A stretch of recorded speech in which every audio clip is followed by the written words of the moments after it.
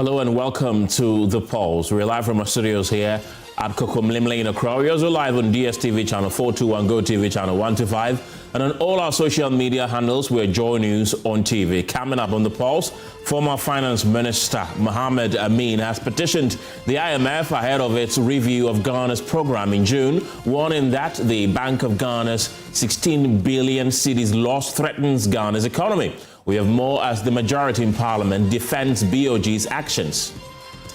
Also coming up, there's anger in Wejagbawe as residents protest an opened children's hospital 2 years after completion. Bulldozers are tearing down illegal buildings at the Sakumono Ramsar site in a decisive move to protect the wetland buffer zone and cut flooding in the area. We are live with our reporter on the ground monitoring the exercise. The Pulse was brought to you by Defendro Cough Expectorant. Defendro, breathe easy, feel better. The latest of these and many other stories are coming up in the next 3 hours. My name is Kenneth Gyasi. Don't go anywhere.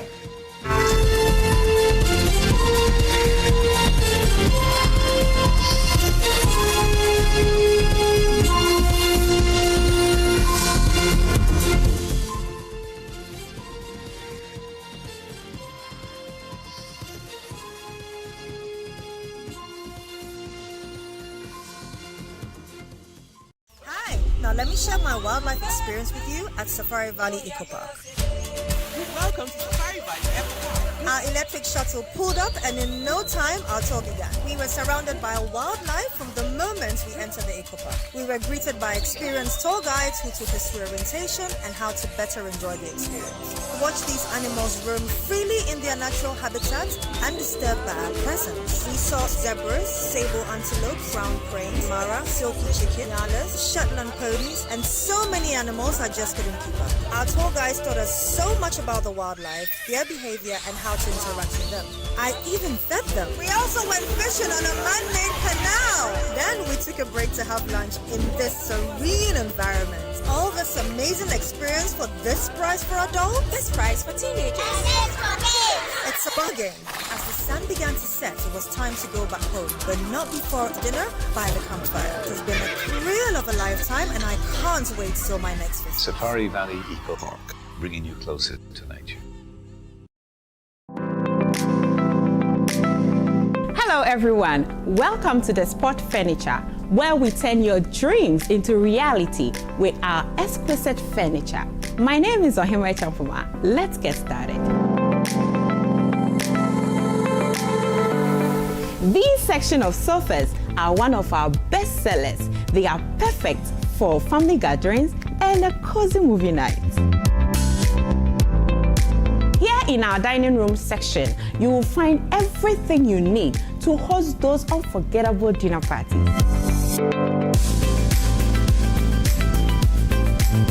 Hello. For those of you who love to work from home or just love a beautifully organized home office space, we have impressive home office furniture just for you.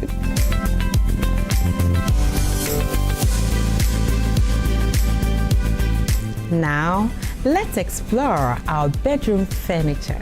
Take a look at these sets, best of its kind, and it's available in various sizes and finishes to match your decor. That concludes the tour of our showroom. I hope you enjoyed it as much as I did. Visit us soon or log on to our website.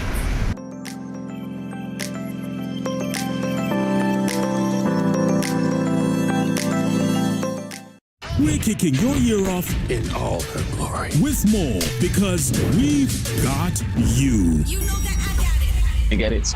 We got kicks, we got scores, we got action, we got roars, It's my specialty. we got drama, we got fun.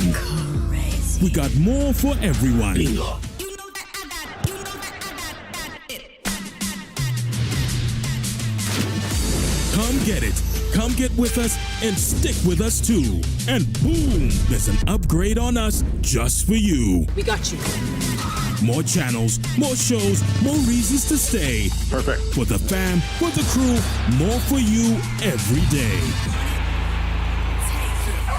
Yes, we've got more of everything you need to start your year with extra joy. You know that I got you. DSTV, we've got you all the way. You know that I got it. Game on. Confirm your participation. Place bets on sport. Get a free bets and weekly cashback. Take part in the prize drawings. Use promo code to get welcome bonus.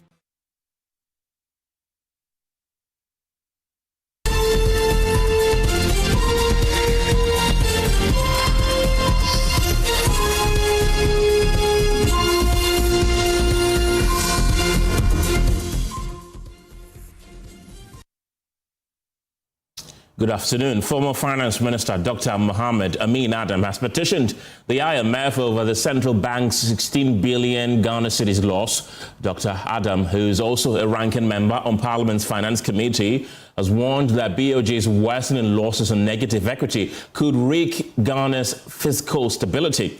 In his petition, he says deepening losses and rising policy costs will increase future debt and weaken gains made under the IMF program without urgent reforms.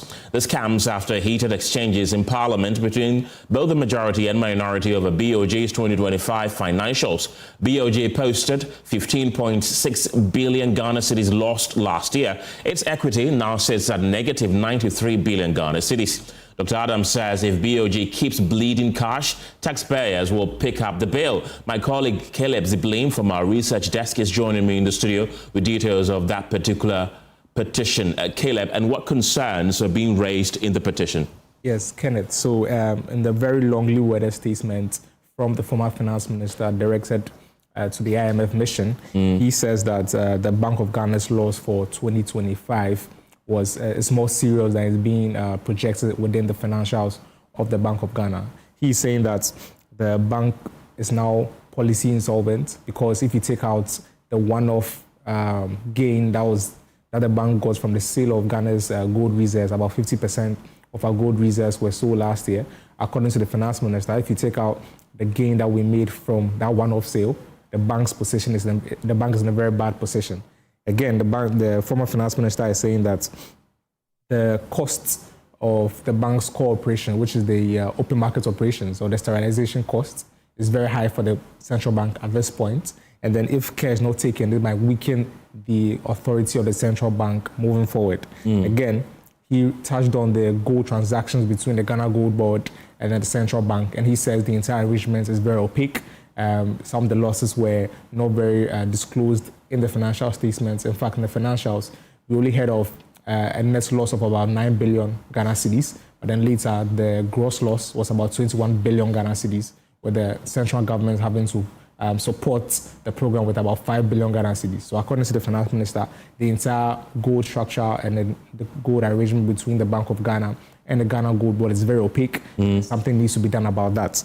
And then finally, he says that the BoG's books, and like you said in the intro, the BoG now has a negative equity of 93 billion Ghana cedis, which just very basically, if the Bank of Ghana sells all its assets, it still owes over about 93 billion Ghana cedis. So the equity position of the Bank of Ghana is very significant at this moment, negative 93 billion Ghana cedis. And according to the finance minister, if care is not taken, this cost will have to be passed on to the taxpayer because the central government now has to help in recapitalizing the Bank of Ghana. There are various ways that the central government or the government of Ghana can do this, but one of the ways is that the government will have to give BoG some money. So the government will have to transfer some cash from the treasury to the Bank of Ghana's books. And once you are doing that, you're effectively taking off taxpayers' money from the government of Ghana to the BoG.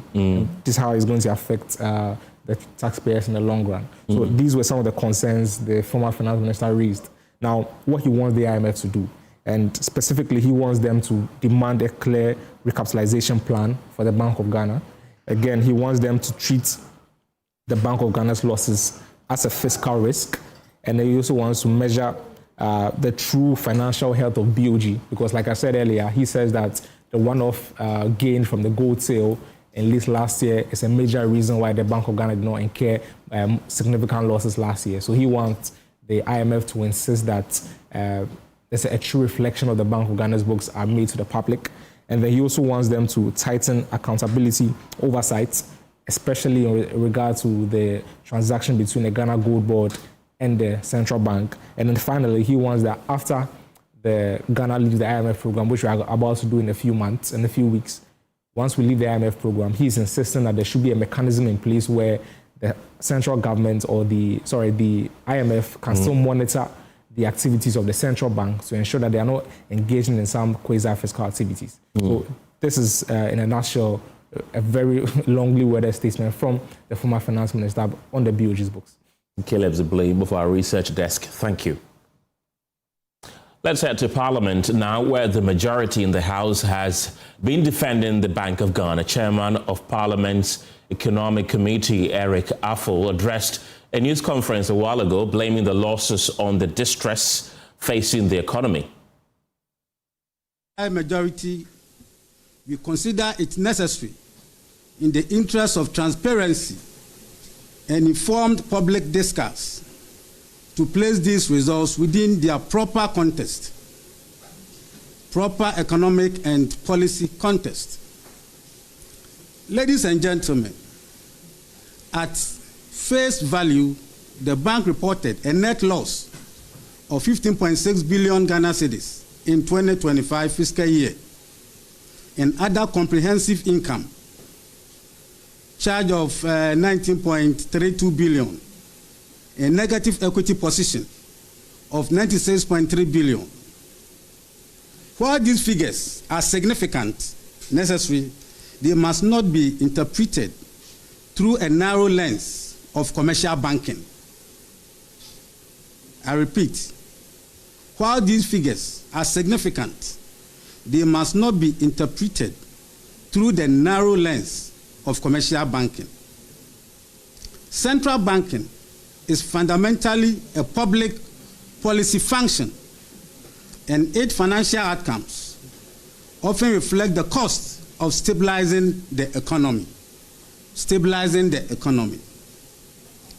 To be fully appreciate the 2025 results, one must consider the recent historical context between 2022 to 2024. The Bank of Ghana recorded cumulative losses of approximately 80.85 billion Ghana cedis. That is where I want the press to lay more emphasis on. To fully appreciate the 2025 results, one must consider the recent historical context. Between 2022-2024, the Bank of Ghana recorded cumulative losses of approximately 80.85 billion Ghana cedis in the era of the MPP. For instance, in 2022, the Bank of Ghana incurred a loss of 60.81 billion Ghana cedis, 10.55 billion in 2023, and in 2024, 9.49 billion Ghana cedis. This period coincided with one of the most severe macroeconomic crises in Ghana.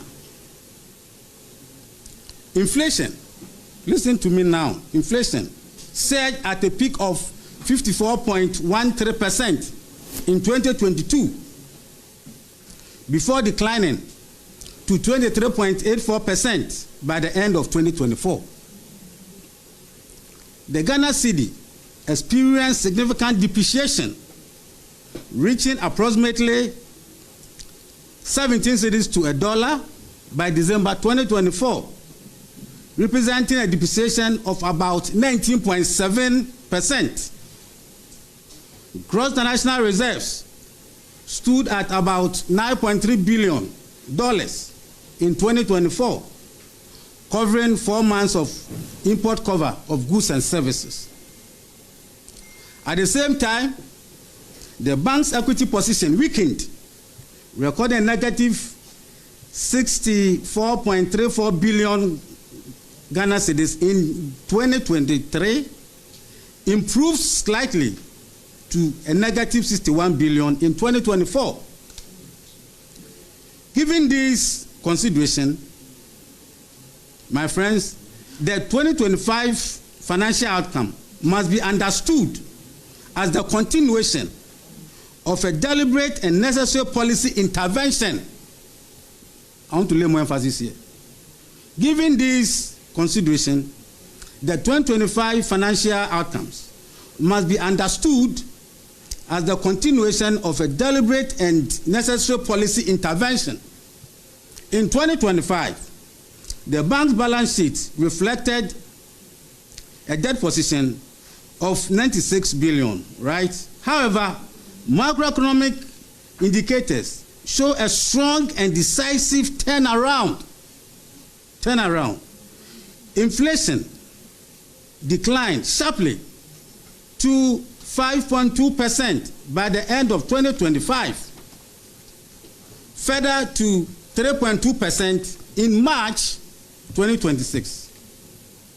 The Ghana cedi appreciated significantly by about 40.7% against the US dollar and other hard currencies. Gross national reserves increased substantially to approximately 13 billion US dollars, providing about 5.7 months of import cover of goods and services. Importantly, under the Ghana Accumulated National Reserve Accumulation Program for 2026 to 2028, reserves are projected to reach up to 50 months of import cover, significantly strengthening Ghana's external buffers.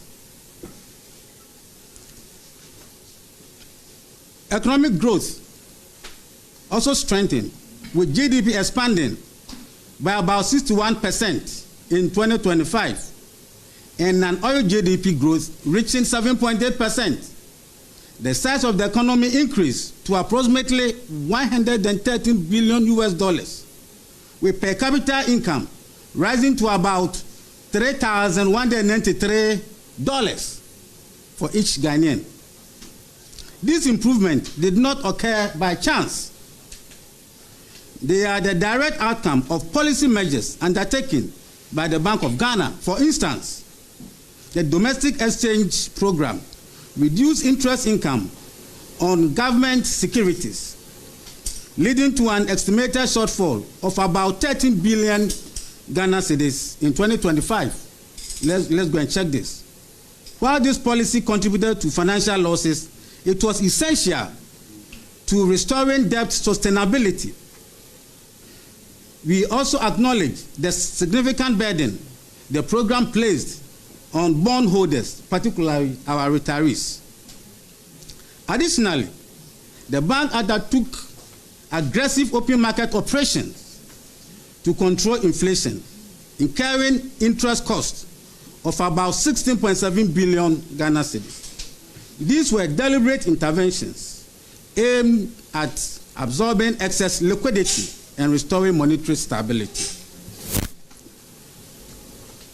The appreciation of the cedi, while positive for the country, resulted in accounting valuation losses on foreign assets reflected as charges. Similarly, the gold accumulation program, which strengthens reserves and reduces foreign exchange dependence, generated accounting charges of about 9 billion Ghana cedis, despite a strong long-term benefit.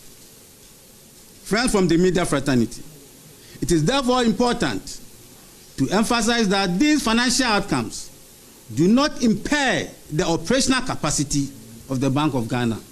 I'm also stressing here. It is therefore important to emphasize that these financial outcomes do not impair the operational capacity of the Bank of Ghana. The bank continues to effectively deliver on its core mandate. And what's the core mandate of Bank of Ghana, every central bank? Ensuring price stability, maintaining financial system stability, managing the national currency, and safeguarding reserve. Now, negative equity in central banking is an accounting condition and does not imply insolvency. Let's take it again. Negative equity in central banking is an accounting condition and does not imply insolvency. Central banks are not profit-making institutions. Central banks are not profit-maximizing institutions. Rather, they are stabilizing institutions. Simply put, the bank's balance sheet reflects the cost of stabilizing the economy during a period of severe economic distress. That is where I want the press to carry it. That's why I want the press to carry it. I'm taking again. Central banks are not profit-maximizing institutions like the commercial banks. Rather, they are stabilizing institutions. Simply put, the bank's balance sheet reflects the cost of stabilizing the economy during a period of severe economic distress. My friends from the media, you know the economy we inherited, Ghanaians inherited from the MPP at the beginning of 2025. And these are the results. These are the diagnosed medicine. Diagnosed medicine. So that is Parliament's chairman on the Economy Committee, Eric Afful, there, defending the losses incurred by the central bank. Away from that, several illegal buildings sitting on the Sakumono Ramsar site have been pulled down in a decisive move to protect the buffer zone and mitigate the impact of flooding in the area. The operation, led by the Forestry Commission with support from the Accra Regional Security Council and the Tema West Municipal Assembly, is expected to end on Thursday, with the protected area cleared of all such structures. Speaking to Joy News during the exercise, the Greater Accra Regional Minister Linda Oklu stressed that authorities will not relent in enforcing the law this time around. We are concerned. Ours is to protect Ramsar site, and that is exactly what we are doing. No mercy for anybody. I mean, we keep on preaching this. I mean, don't buy lands at Ramsar. Why would you even invest in an illegal site, knowing very well that at a point in time, I mean, people will come after you? And so it's a caution to others. We are pleading. Even where we've demolished, the previous one we've demolished, some of them we've been told that structures has been raised. And so we have a lot of work to do, trust me. We have a lot of work to do. And like the manager said, we are going to be here for 3 days to make sure that all buildings, I mean, within the core zone will be done. You know, sometimes, sometimes, I mean, we don't care about whether you get permits or not, because those permits were given previously before we even assume office as ministers and what have you. And so I don't know what went into that for them to give them that permit, knowing very well that this is a core zone. And so, like I said, this is a green belt for us, and we are here to protect and make sure that all Ramsar sites, not only here, within Greater Accra, is being protected. Well, that's the Greater Accra Regional Minister Linda Oklu, who also disclosed that some individuals who attempted to resist the demolition exercise have been picked up for questioning and further scrutiny. Okay, and the military have to escort them to the police stations. How many people? I cannot tell, but I mean, I don't know the number, but a lot of them came. And so this time around, like you said, we have to arrest to serve as a deterrent to others. So are you confirming to me that people have been arrested? Oh, not really arrested, but they try to stop the exercise. And so we have no option than to pick them up to the police stations. And that is it. Later I will let you know. I mean, we should also hear from their side of the story, where they are coming from. Because this morning, before I got here, I received a call from an unknown person who said he's also, there's a building for him here, which he bought it from TDC, you see, and he also have permits. And so I said he should bring the document, and let's review the document, and then we'll pick it from there. Well, the Forestry Commission has also been speaking about the exercise. The place is also useful for, I mean, livelihood activity for communities. So do we want to litter every space on this earth so that we are not able to live, the way we should live to have, the environment to serve us as a people? No, we wouldn't do that. Recently, I was in Brazil. I was shocked to go and see the Pantanal, one of the biggest wetlands you can ever see. Go and see what is happening there. There are a lot of tourists in there. Supposing we had left this place and bears are around, people come to watch by way of ecotourism. Can you imagine the trickling down effect of the economy on the community here? Look, come to think of it. Let's be serious. Let's not be sympathetic to people who do wrong. What is wrong is wrong. Building within a wetlands is wrong. Whether you have the permit from whoever is wrong. And that is why we are bent on ensuring that we drive everyone, every Tom, Dick and Harry doing what is not legitimate on the wetland will be driven away. What is the area size under which? Well, some traditional authorities in the area have also been raising concerns about this exercise. What I'm saying is that we were informed, but the roadmap was that there must be a committee, the Forestry Commission, all the stakeholders, so that we go around and earmark the core zone. As they are breaking down, I don't know the core zone. And they say they are doing a random demolition. Yes. So it means that you don't really side with them in relation to taking this action today without proper engagement. With them, that is it. That is it. Because some of our subjects who have their buildings here. Now, if I'm telling them that we are going to do the core zone, and they ask me that where is the core zone, what do I tell them? So when you come there, you just choose, okay, break this one, leave this one, break this one, leave this one. As he said, you heard him say that. That is our position. At least we must have a fair idea of the core zone. Now when we are talking to our subjects, then we know what to tell them.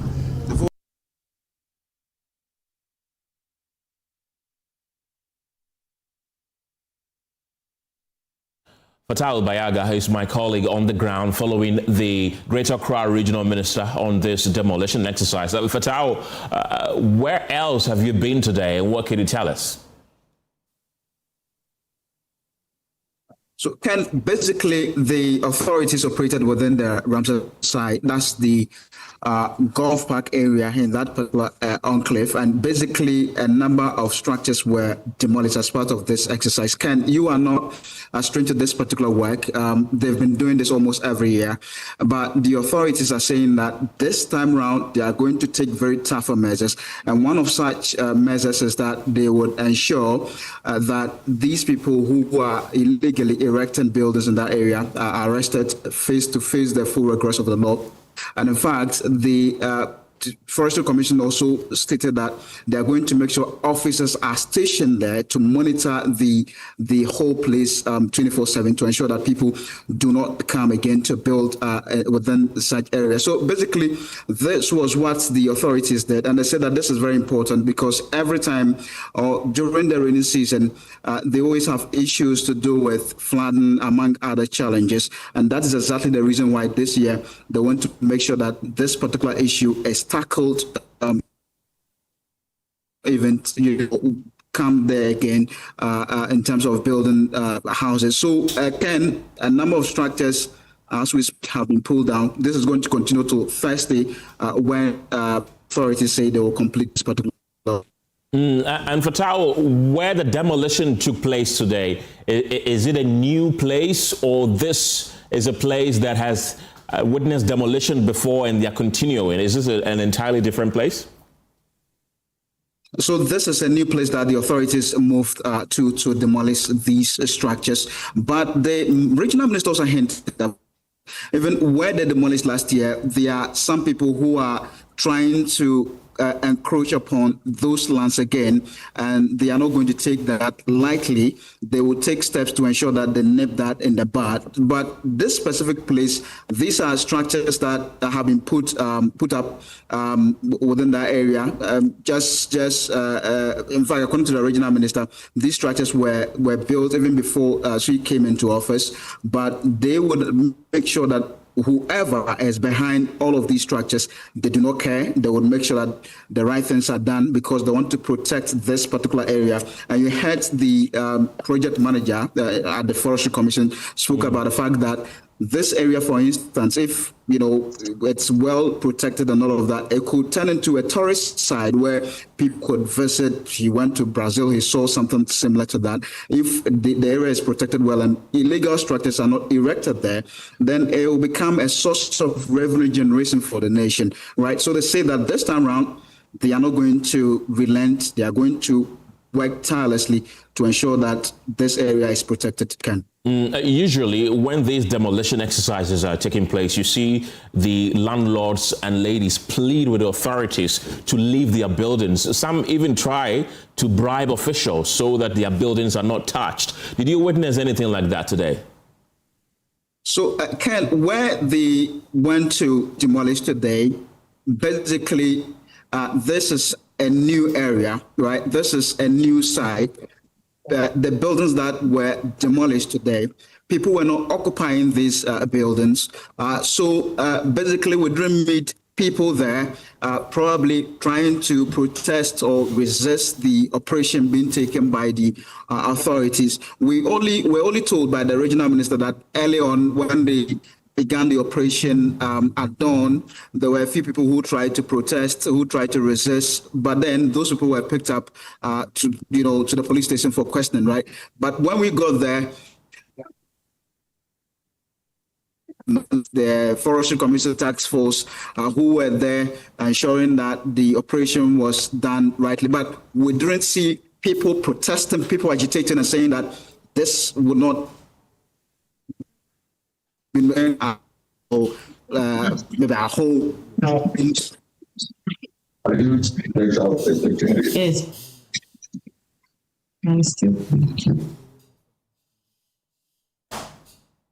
Fatal Bayaga, thank you very much. Residents of Wejagbawe have today staged a heated protest over what they describe as the continued neglect of a fully completed children's specialist hospital in the area. According to them, the facility, which was completed 2 years ago, has still not been opened for use, raising concerns about access to critical health care for children. Adobe Asari was there and has come through with this report. Behind me is a fully built children's hospital sitting idle here in Weja for 2 years. It has remained shut, unused and locked, while residents say lives are being lost just a few kilometers away due to the lack of specialized care. Member of Parliament for the area is now adding his voice to the growing frustration.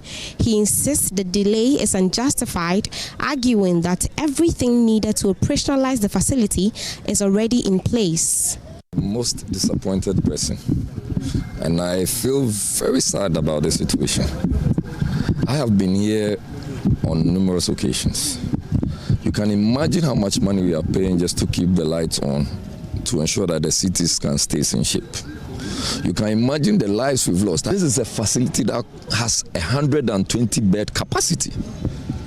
It has a mother's hostel, so if you brought your child in, your son or your daughter who has to come and seek medical care, the mother will still be around to take care of the child. But beyond the political call is the anger and desperation of residents that stands out. They say the situation is costing them dearly, pointing to cases of child death, overcrowded health facilities, and lost job opportunities that this hospital could have addressed. You said you had the opportunity to go in. Also, we remuda and bibiawum. Then bibiawum. Complete hospital and American can say we for politics and tunche and MPP and NDC and you Wejagbawe.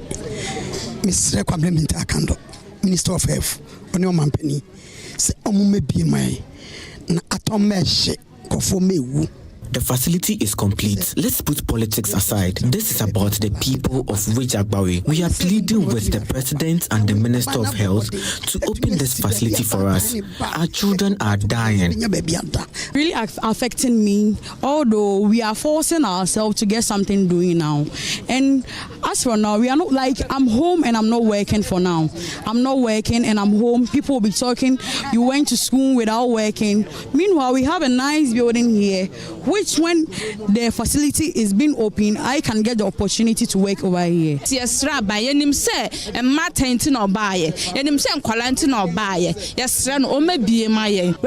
here say the situation is not just frustrating, it's costing lives. Their demand is simple: open the hospital, save the lives of the children. For Joy News, my name is Adobe Asari.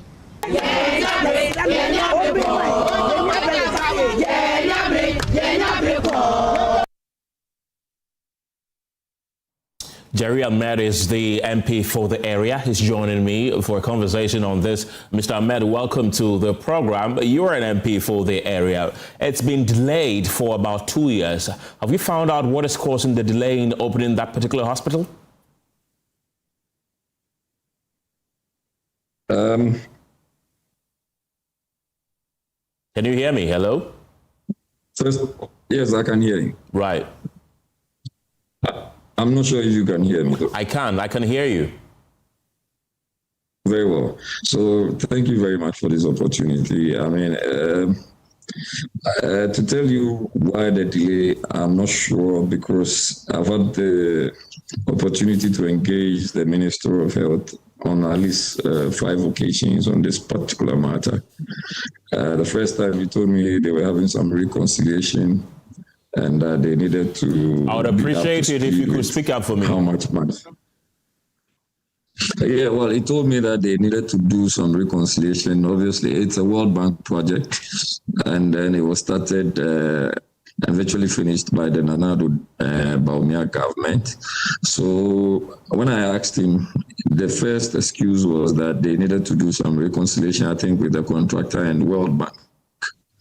I asked him again, I think the last time before we considered the National Health Insurance Levy on the floor of Parliament, they actually brought in the head of infrastructure, who subsequently sent me a message and indicated to me that they were going to open the facility on the 12th. No, the message was on the 12th of March, and said to me that they were going to open the facility a week thereafter. I mean, today is what, 5th April and 5th May, sorry, and nothing has happened. So you can imagine how the women in the constituency especially are livid. They are upset about the situation because they are losing their children. They do not have any health facility that could take care of children when there is the need for them to do so. They would have to travel as far as come to the Princess Marie Louise Hospital to have them taken care of. When you go to the emergency department at the municipal hospital, both children and their parents are virtually sharing the same facility. You see that the children are on their beds because the parents have decided to sacrifice their period for the children to be on the beds. And then the parents are sitting in chairs and even receiving oxygen. I mean, this is not the best to deal with when it has to do with health. It's a terrible situation, and we are calling on the president and the Minister of Health to ensure that the facility is opened. We have made so much noise about the not getting employment for nurses and midwives and medical practitioners. This is a facility that is 120 bed capacity. There is a mother's hostel in there. All the machines, the CT scan, X-ray facilities are all working. In fact, the CT scan is currently on because there is an air conditioner that is operating constantly because it needs to have the CT scan working and being effective, and you do not understand why. It's just becoming a very terrible situation. You don't understand why. And you can see all these women so moto coming to this place and demonstrate. It tells you a lot that we need to save lives. We need to depart from the usual politics. It mustn't be because it was started and virtually completed by Nana Addo and Baumia, so we are leaving it to rot. That's so much money. I have given the example of Oforico, that there is a facility there which is also virtually done. It is not commissioned. Why? What are we doing to ourselves? What is happening? You are in Parliament with the Sector Minister, Kobna Minta Akando. Since they missed the deadline of opening this formally, have you engaged him again? Like I told you, I've engaged several times, and I'm not too sure if any further engagement is reasonable again, because why isn't it? Engage, you are given a set. No, it's not. I mean, anytime you engage, you are given a certain timeline. Anytime you engage, you are given a certain assurance. Anytime you engage, you are given a certain excuse. It's becoming way too many. So it's now becoming a self-fulfilling prophecy. Okay, we are not going to open this and we shan't open it because obviously you did not build. I mean, the people who are going to use such facilities, they don't care about which political party built it. They do not care about who commissioned it. What they care about is their lives. What they care about is their health. And that is what the Ghanaian people voted for. So let us take care of their health and stop the politics with the facility. This is not the best. Do you feel that there are some political undertones with this? Because you mentioned that this is a project of former President Akufo-Addo. Do you think there could be some political undertones? That's why it's delayed in formally opening? I've been trying not to think like that, believe me. I wouldn't have even engaged the minister on the number of occasions I've engaged him. I've been trying to believe that there are genuine issues with reference to reconciliation, like he earlier stated, and maybe if there are any other matters they may not have divulged to me. But whatever matter there is, you are close into this about 2 years. What is it that cannot be resolved? Meanwhile, we find the need to go and introduce the Ghana Medical Trust Fund. We find the need to come and introduce some other medical facilities but this is a solid facility. The standard is as better as any facility you would see in Europe and wherever. And I've been there. And I'm wondering why anybody on earth will still want to keep our children, keep them away from the usage of such a facility. I mean, it's not okay. I can't even find the right words to describe them. It's not okay. It's just as if people are just being punished because, well, it's a facility in Wejagbawe, or it's a facility that was not built by a particular government. But I have been trying to make sure that I stay away from the political conversation on this matter. All I'm trying to ask is that let us do the needful. Let's commission the hospital. Let's get all nurses and doctors and all the pediatrics or pediatricians working so that our children can be safer. That is all we're asking for. We are wasting money, we are wasting resources. And if these things are not put in use in the earliest or at the earliest possible time, most of the machines that have been fixed may end up going bad. That is all we are asking. Your constituency is very big. And of course, this particular facility could make a huge difference. Now that it's delayed in opening, are there any temporary hospitals that these persons go, or this is something that could be a lifeline maybe?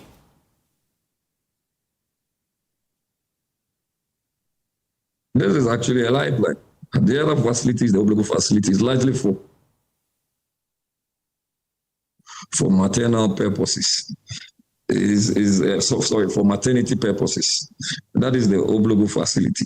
Largely, it's for maternity purposes. This is for children. It's for pediatricians. It's for pediatrics. It's for our children to have the necessary specialist care. There's none. The only place you have a hospital of this nature, which is a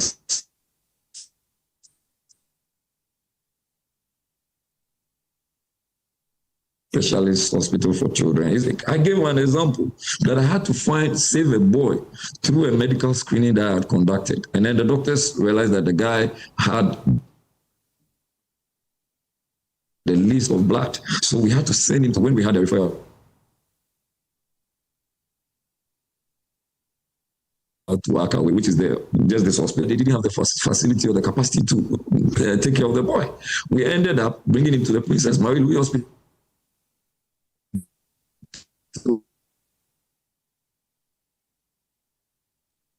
Hello, Jerry, can you hear me?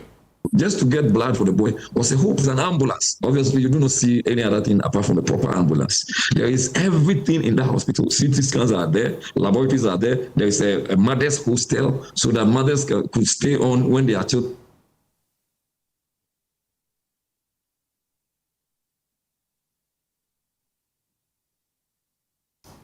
Hello? They are even admitted to take care of their children if we're again. I asked you if you'd engaged the sector minister again after that missed deadline, and you said he keeps giving you the same excuses over and over again. Do I get the impression that you are even tired of asking? Well, everybody is tired of asking the same questions and getting the same answers. I went to the minister, if I've been to him at least 3-4 times, and I keep getting the same answer. And there's no progress. I'm losing the interest that, okay, even if I went there, all I was going to get is, we are trying to do a reconciliation. We are trying to do ABCD. We are trying to get an ambulance. Then you don't know what is going to be next. So maybe you can reach out to the minister. That's the essence of how journalists can also help in getting development. And find out what the problem is, and find out why the hospital is still staying in the same shape and nobody wants to commission same. We've done exactly that. We're yet to get a response. Jerry Ahmed. So what's the way forward now? What's the way forward? And what's the feedback you have in this time?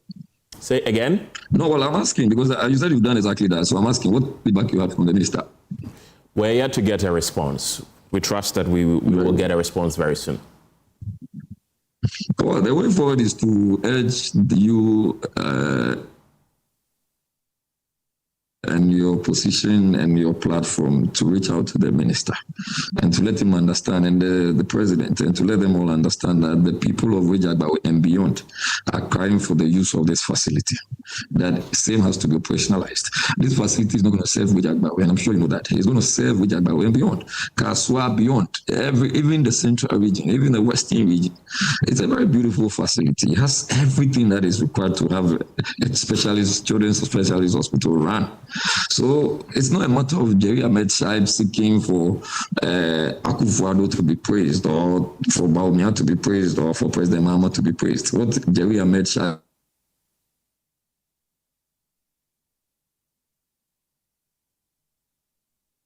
and the constituents are seeking for is that, and let the taxpayers' money and that of the World Bank not go into some ditch. That's what we are asking for. Jerry, okay, we're done with this subject, but I want us to talk about a very important subject as well, which is the losses of the Bank of Ghana.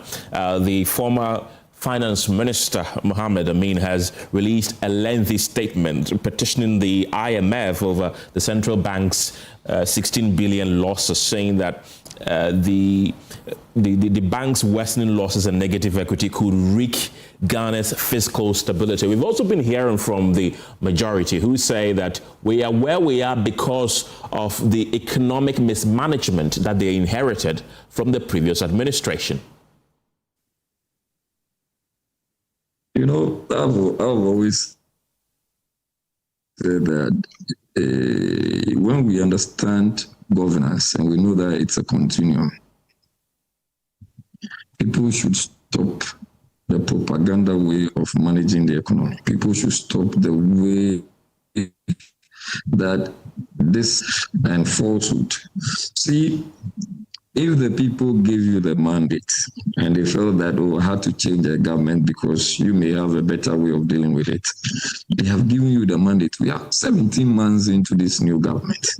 And the same excuses, same excuses. And what else do they want to tell the Ghanaian people? You have been voted for. You made a lot of noise about how BoG was managed. This is the first time I'm hearing of 44 billion cedis as losses. And I mean, have you heard, I was in a car about 30 minutes ago with a friend, and then a friend reminded me of, if I do remember, President Mahama talking about GIOC, and he made the statement to the effect that who runs an alcohol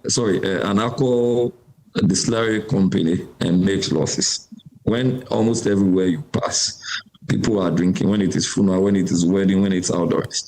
But this is a government that is selling gold, taking our reserve, and is still making losses.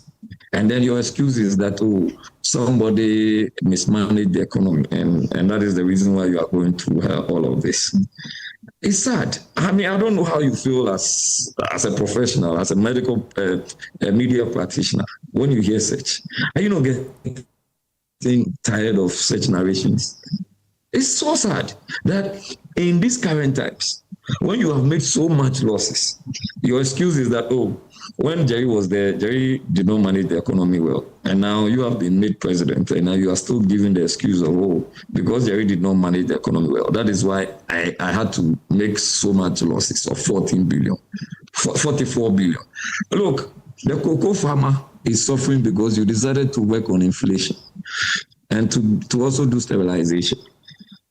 The nurse and the midwives are not being paid close to 14 months because you are putting in 44 billion to just ensure that there is a certain single digit of inflation. Which single digit of inflation is not reflective in the farmer's pocket because all the food, all the maize and rice and cocoa that they have harvested, people are unable to buy them, so there's food gluts. The 24-hour economy that you promised the people, you are not even able to deliver. Because the problem is that you said to them, I'm coming to give you one job, 3 shifts. You are not even able to pay electricity. All the energy you are purchasing, you are unable to pay them. And then your excuse is that, oh, there was a certain IPP arrangement, and that because of that, you're unable to deal with these issues. I mean, it's unheard of. It doesn't even make any practical sense anymore.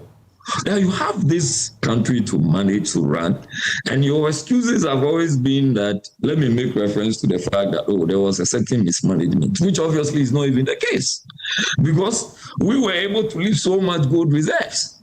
It was the same governor, this governor, who said that selling your gold reserves amounted to selling the future of this nation. And these are the people who are now selling the gold reserves, which is about 9 billion cedis, to cut off or to reduce the amount of losses they have made so that it could come to about 34 billion. What kind of embarrassment is this? And then now government treasury bills, people are not even patronizing them. What is really happening? You are holding on, including now pastors have begun talking. I'm sure these Assemblies of God pastor that ended up preaching on Sunday that, oh, we cannot feel the money in our pockets. Stop making noise about your single-digit inflation and what have you. They won't go after him, just like they went after the chairman of the Church of Pentecost. This is what is happening, my brother. The problem is that there is total mismanagement and incompetence. You can't understand. In fact, you can't fathom what is happening to this government. I always say that I would have believed President Mahama have been coming the 3rd time as president of the Republic of Ghana. Would have the wherewithal, would have the capacity, the competence to manage these things instead of always running to say that, oh, MPP did A or B or C or CPP did E, F, G, H, and that is the reason for which we are suffering the way we are suffering. There's single-digit inflation. You have rather used the monies that you could have used in giving a lot of jobs to our young men and women, energetic young men and women, to go and, as it were, create some fake stability. Because what is happening is that you are pumping so much money into doing so. You think the stability is fake? You claim it's falling. And hello, Jerry, can you hear me? But why? If you like, let them start spending properly. If you like, let them stop selling the gold. You are perpetuating galamsey to ensure stability. That is what I've said, and I'll repeat that. They are perpetuating galamsey to ensure stability. Taking money from Bank of Ghana and then giving it to and doing their own and sending it to the commercial banks. Then they go around and get the same amount of money. And then there's so much losses. You are making so much losses out there, and we are not able to understand. And all you say is that, oh, the city is stable. But the city's stability is based or is premised on what you are doing. What have you done which is new? Right. Which is a departure from which we can say that, oh, since this government came in, what they have done is to ensure that the money that they have made, even from the sale of gold, those monies have been used for proper job creation opportunities. Nothing. As we speak, there is still doom so. So you ask yourself, what is happening to your management of the economy? The gold issue was actually going to be my next question, because if you look at some of the explanation that the Bank of Ghana has been given, they say that they have ventured into gold diversification, which has, resulted in all of these, which has propped up the economy. Does that not suffice for you, the minority?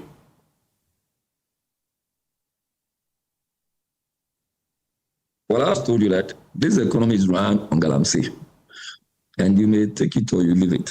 The economy is run on galamsey.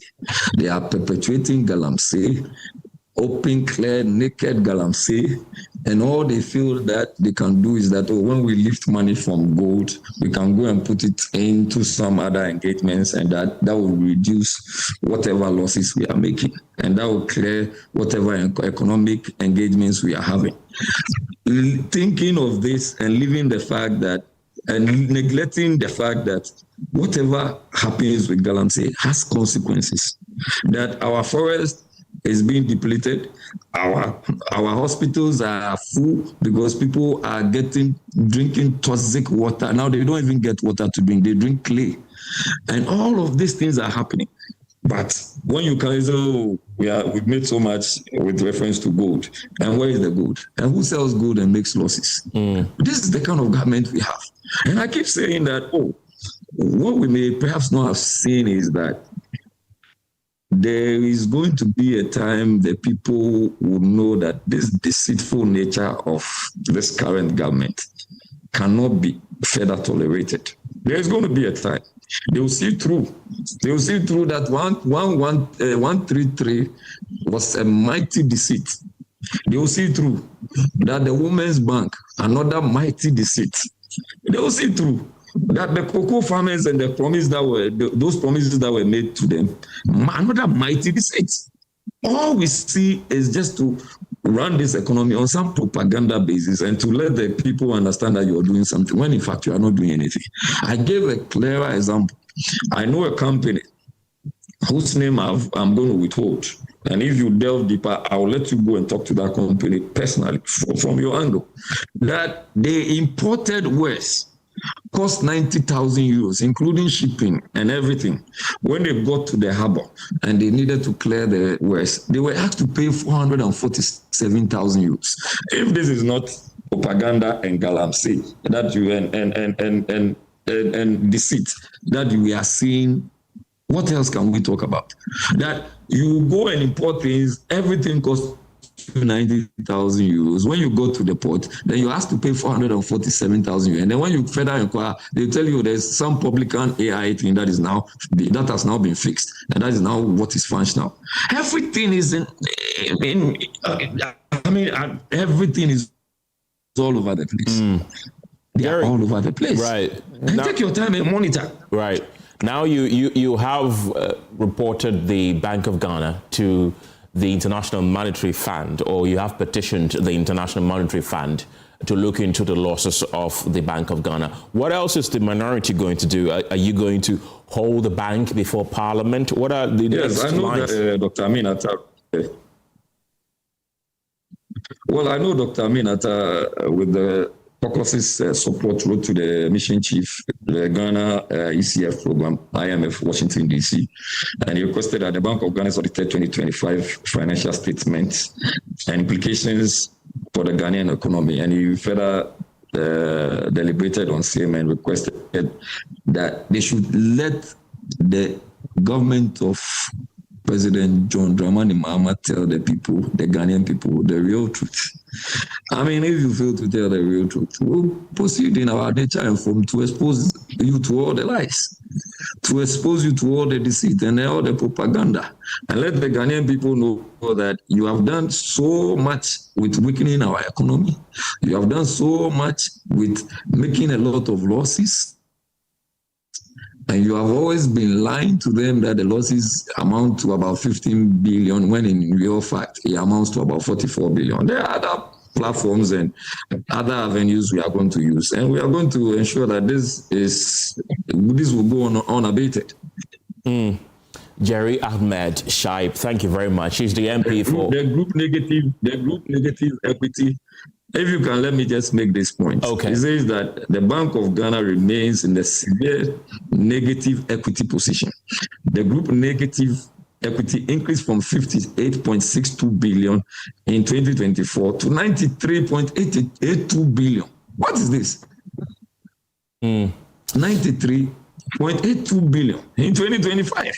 And then as we speak, the bank's own negative equity increased from 61.32 billion to 96.28 billion. And that is this year. What is happening? Right. That's the big question you've asked. Thank you very much, Jerry Ahmed Shaib. He's the MP for Wage-Agbawe constituency. Away from that, the District Assembly Common Fund has indicated plans to begin distribution of funds to electoral areas and no longer districts. The Administrator, Michael Harry Yamson, who made this known, also highlighted how digitizing operations to the fund has aided its operations is part of efforts to restructure disbursement. He said this when the Vice President paid a visit to the fund's office today. Shifting to planning the distribution of development to electoral areas, not districts. Now we have the data working in collaboration with the Electoral Commission.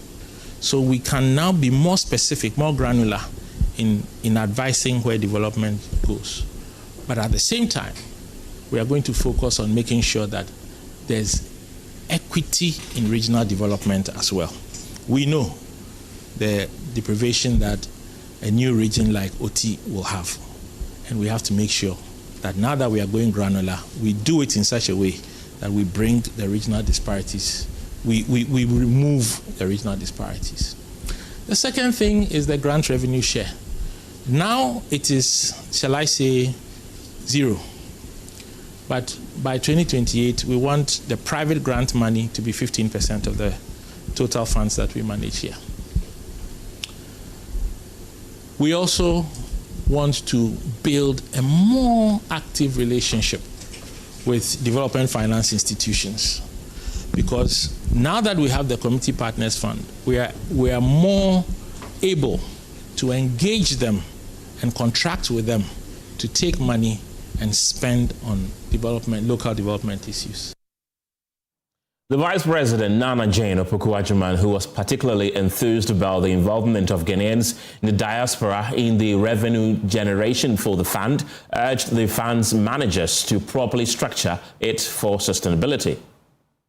Happy to note that you are working on mechanisms to raise funds away from this common fund. I hear you on, is it 15% or so? And I will send, so regardless where I am and regardless my options, how can I make the 15% when we have districts that are highly underfunded?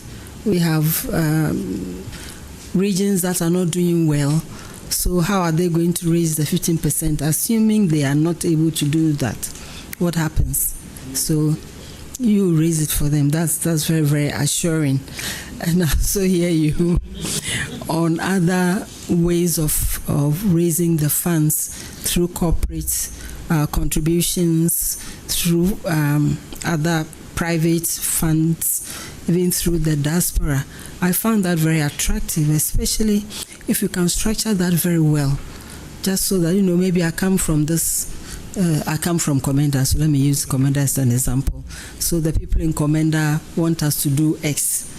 Is good, but assuming there's a structure for them to contribute and to see to the execution of that fund, that way you remove it away from the personal and it just becomes the objective that they are running to. So I think that's a very, very important area, and we want to encourage you to do that.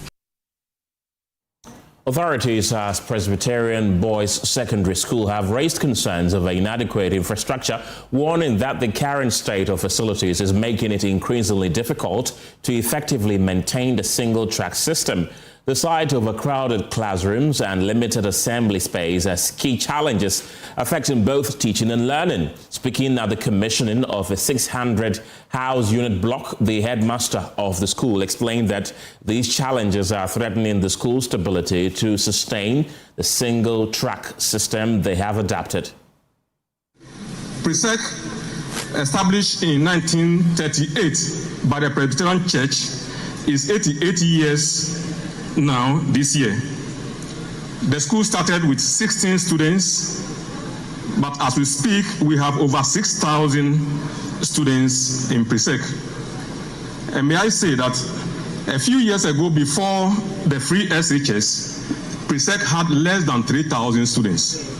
So over the past few years, enrollment has doubled and even beyond. We have 6,078 students currently. This number comes with serious challenges, stress and pressure on our existing facilities. We are on the transitional calendar because of our numbers, but we are highly determined to transition. We are keeping the pace with Honorable Minister's policy to transition in the next 2 years. The challenge for us is inadequate facilities. Honorable Minister, we have enough teachers. We have teachers for all subjects. Unfortunately, we don't have enough classrooms. We don't have enough dormitories. We don't have enough dining halls. In fact, we don't even have a place to meet as a school, an assembly hall. Also, other auxiliary facilities we are lacking. The name PRESEC at the top, but when it comes to facilities, we are not there. Our roadmap to single. Meanwhile, the Minister for Education, Harun Idrisu, has pledged that in honor of 200 years of the Presbyterian Church of Ghana and 90 years of PRESEC, government will construct a 5,000 capacity assembly hall for the school between 2027 to 28, alongside additional classroom unit blocks.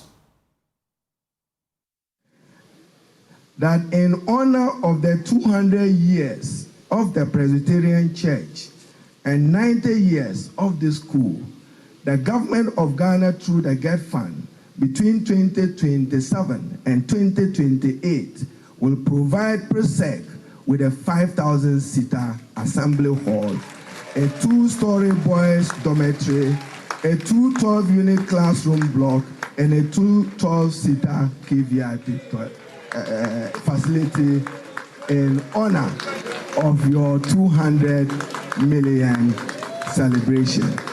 We will do that. We will do that as part of President Mohammed's research for the education sector and to reciprocate the kind gesture of Dr. Ernest Ofori-Sapong. Now I come to Dr. Ernest Ofori-Sapong, and I end it there with the song, but you know my voice is not one which will inspire the singing of a happy birthday. In a Christian school, PRESEC, Presbyterian, then it reminds me that Dr. Ernest Ofori-Sapong, I have no hesitation that I will be contradicted, that his Christian values, guided by Deuteronomy 8:18, but remember the Lord your God, for it is He who gives you the ability to produce wealth. Unquote. I'm sure Dr. Ofori-Sapong is walking this Christian value beyond the gates of PRESEC that gave him and molded his character. And he's given back to the school what arguably must have been the responsibility of the state. So he reminds us that the provision of accommodation, decent accommodation, is a shared responsibility between the government and other stakeholders.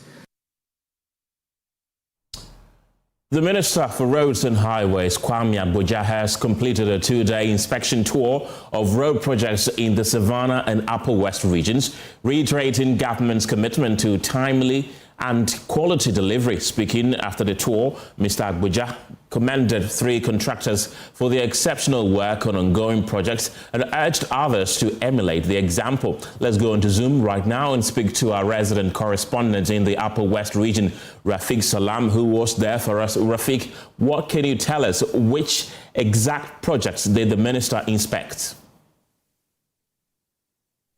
The minister this morning started the tour in the to be precise, at Bulleri, where he inspected ongoing work being executed by IT Limited, and then also that was where he put a lot of pressures on the contractor for being a young man who was given that job. He was supposed to do by 5% from what it was given, but he's now doing about 10%. And so he praised him for work at that. And from there, he came down, rolled back towards the east, and then went to the Wa and Kumo Road. And that was where PNW Ghanem is working. Let me tell you, the PN Ghanem, I can tell you that more than 60% of roads in the Upper West region was constructed by this man in terms of what it means surface. And so this was an ongoing project, but government kept it on the big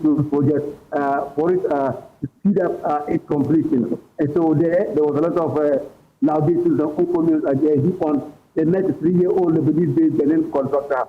And then even the minister was so happy that he even said that they will even add him a more job. And then after that, we went to other sides like Askal and then also Makoma, who for the past few days was directed by the minister again.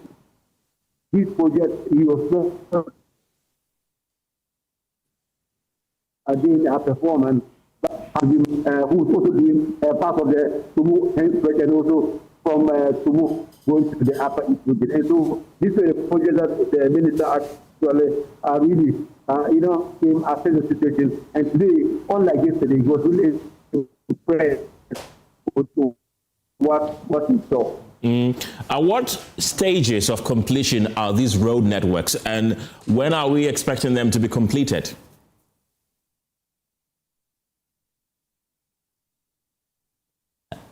Hello, Rafiq.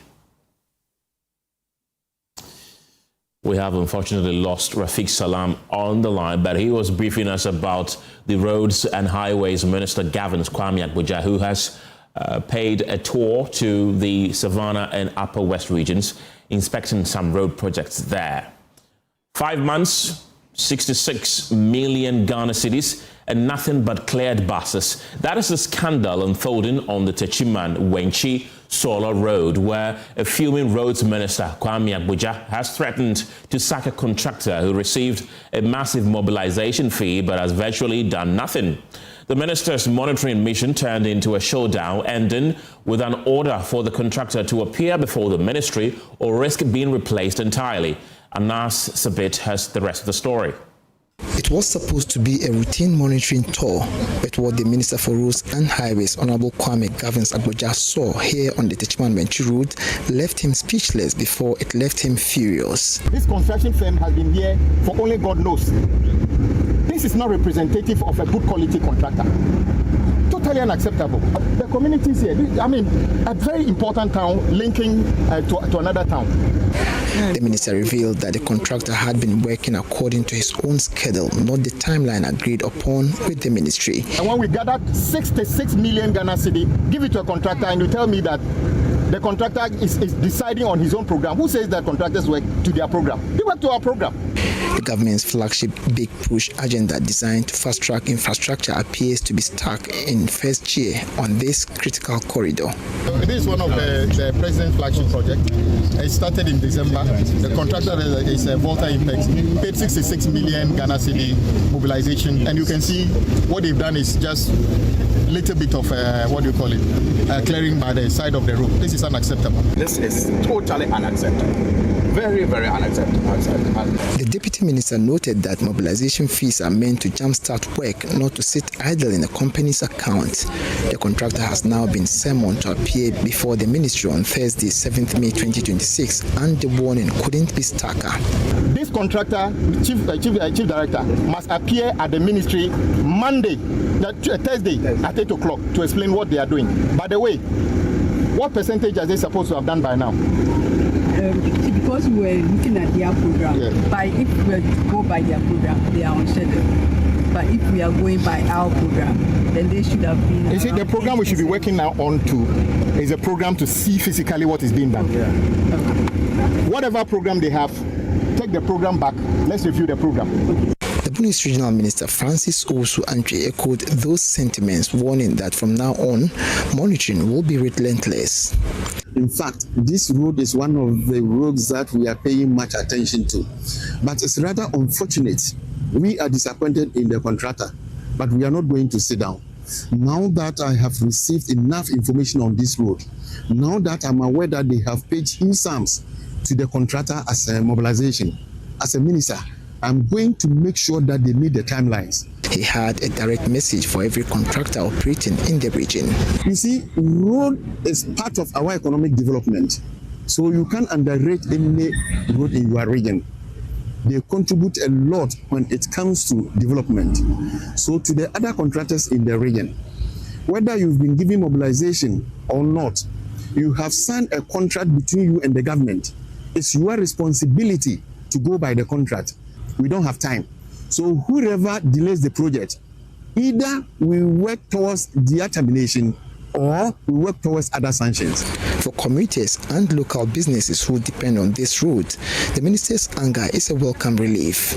They have watched months slip away with little to show for the millions spent. As the Thursday deadline approaches, all eyes are on the ministry's next move. Will the contractor be fired? Will the road finally see real progress? For now, the message from Accra is loud and clear.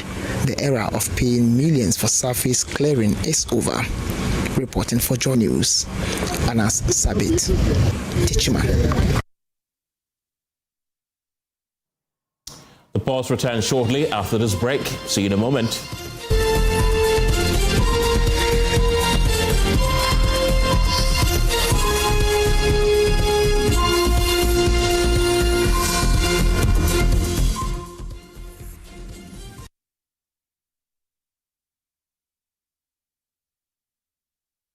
Mothers give us everything: love, strength, and life itself. And it's time to give back. Joy FM presents the Joy Mommy's Day Out. Join us on Saturday, May 9th, for a day bursting with thrills. We'll have your day packed with irresistible activities like paddle boating on calm waters, an adrenaline rush with horseback riding, quad biking, exciting safari tour, friendly competitions such as dance contests, and wrap the prize, a chance to meet the mysterious Ujafokwa crocodile revered as the protector, and to top it all off, a delicious feast of local dishes and drinks, accompanied by the sensational sounds of the Ajinkor Band.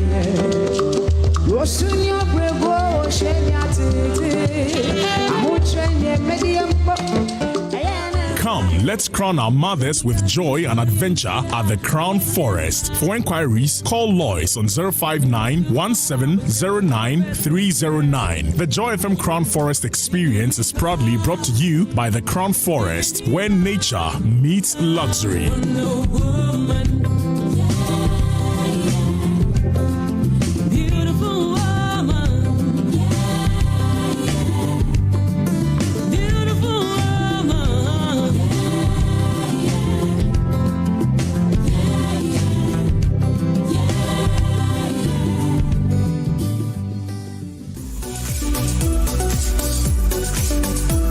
Across Ghana, in communities big and small, ordinary people are doing extraordinary things. This is the Joy News Impact Makers Awards 2026, celebrating those who are changing lives, shaping futures, and building hope. From Bimbila in the northern region, Faith Jakbasu is transforming classrooms through innovation, inclusive learning, and life-changing initiatives for students, teachers, and vulnerable communities. From Aflao in the Volta region, Felix Akakpo is building schools, supporting students, and investing in the future of an entire community. In health, from Winneba in the Central region, Amos Ando is turning his personal battle with sickle cell into a national movement for awareness, prevention, and policy change. From Nkwanta in the Oti region, Bless Lantam is delivering life-changing healthcare to hard-to-reach communities, even in the face of conflict. From Insawamed Wejri in the Eastern region, Antonio Say is restoring mobility, dignity, and opportunity through prosthetics and outreach across Ghana. From Adenta in the Greater Accra region, Valerie Ajatia is empowering amputees with hope, rehabilitation, and the courage to rebuild their lives. From Anyanui and Noga in the Volta region, Reverend Christian Valeto is rescuing, treating, and reintegrating neglected mental health patients back into society. From Akuse in the Eastern region, Alberta Aite is mentoring, educating, and empowering over 1,000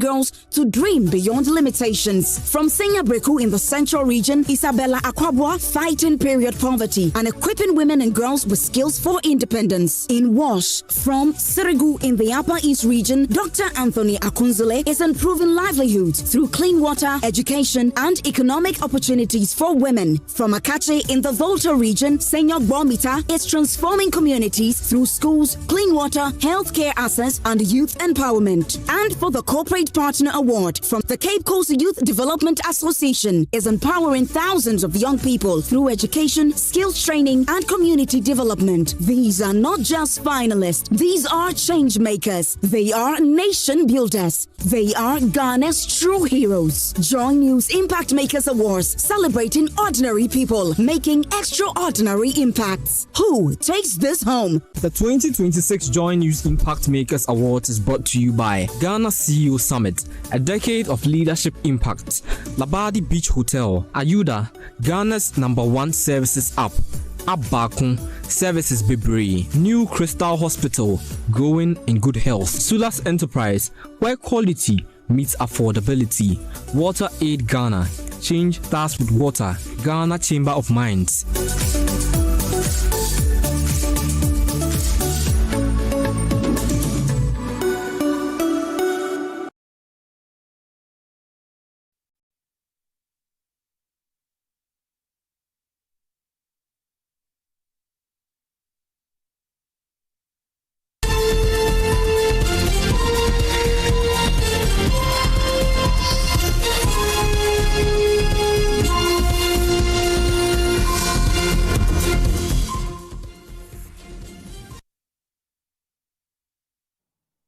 Smoke from fish processing at Choco is raising serious health concerns for women who spend hours working in it daily. Experts warn the firewood used releases harmful chemicals linked to cancer, even as the fishmongers say they are ready to switch if viable alternatives exist.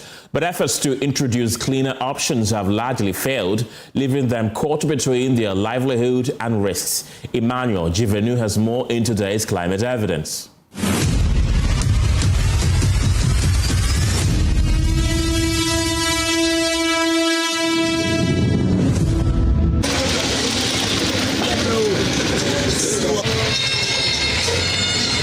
I've come to this fishmongering hub in Choco to see how my favorite smoked herrings are processed.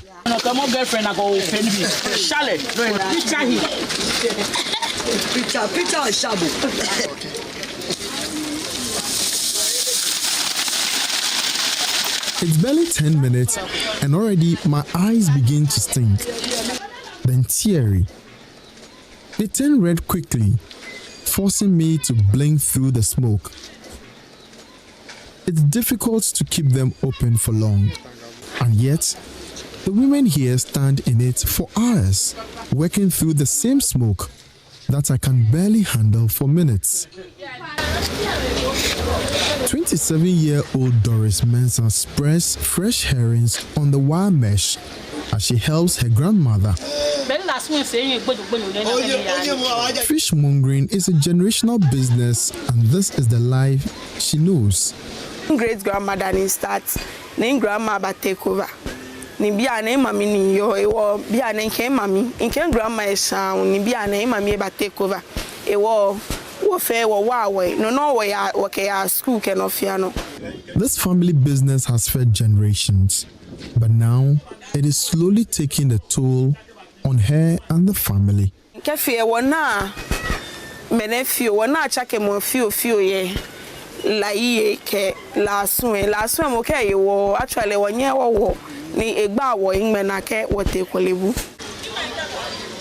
Doris's grandmother, Manti, tends the fire, feeding wood into the oven as smoke rises around her. She has worked here for years, breathing it in every day. And now, Doris stands in the same smoke, learning the same trade. Last one, I go what they are last week by Wingmana. Bo no Joe no pa. She last one, Mofia Munisha, Locote, Coliwa Complo Imbe, can last week. Whilst you are smoking that fish, you are taking in 2 packs of cigarettes every day. Now think about it. This is for you and adults. What about the child who breathes in faster? So that child takes in the smoke more, takes in more of the smoke. It affects that child more. And for you, the woman, it does not spare you. The smoke that we see is just some pollutants in the air. So once these pollutants are emitted into the atmosphere, they affect the ozone layer, right? Because they are poisonous, they are toxic.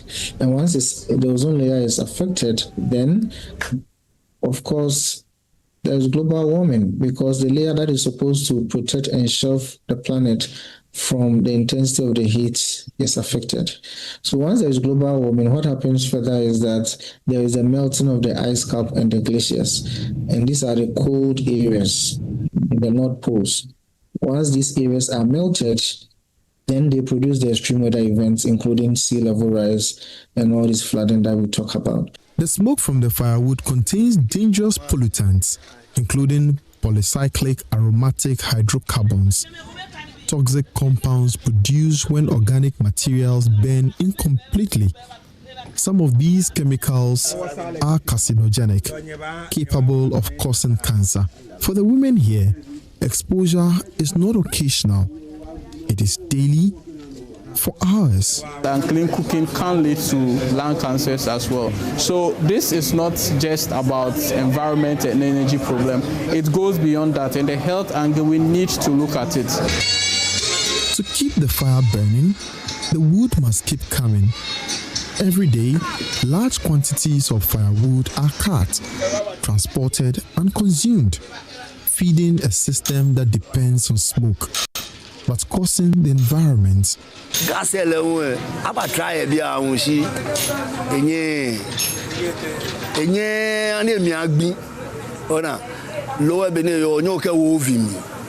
ebe loju gba ni ke ba bele nwe efi ole fa kefa benisa ni ene ke ema like it won't use like yes and efe gas efe na kai. The reliance on firewood is contributing to deforestation and worsening air pollution. In Accra, air quality has already reached dangerous levels. Fine particulate matter, PM 2.5, has been recorded as levels more than 10 times higher than global safety guidelines. Pollution from household fuels like firewood is a major driver. For Doris, the challenge is not ignorance. It is a lack of viable alternative. I use gas only. But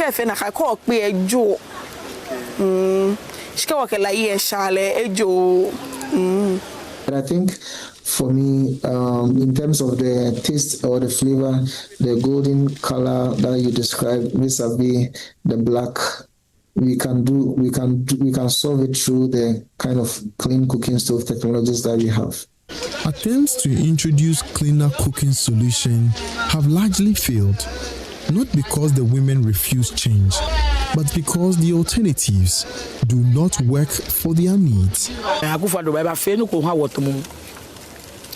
Mo work gas asha na ka ba wonye. Onoji ni en wo fitele. Aya wonye wo kasha. Wonye wo kasha. Gas ni ebelo. Ola. To boy mako no shallow. O e mako. no I hear shitol we agbe. Ola, why shitol we agbe? The jo alo ni those wa work with odo if you. She no wa wash it nyeni wash e ba yet be is that ba gbe. Tell go ko ato. Ko ha na gbe fe ba after.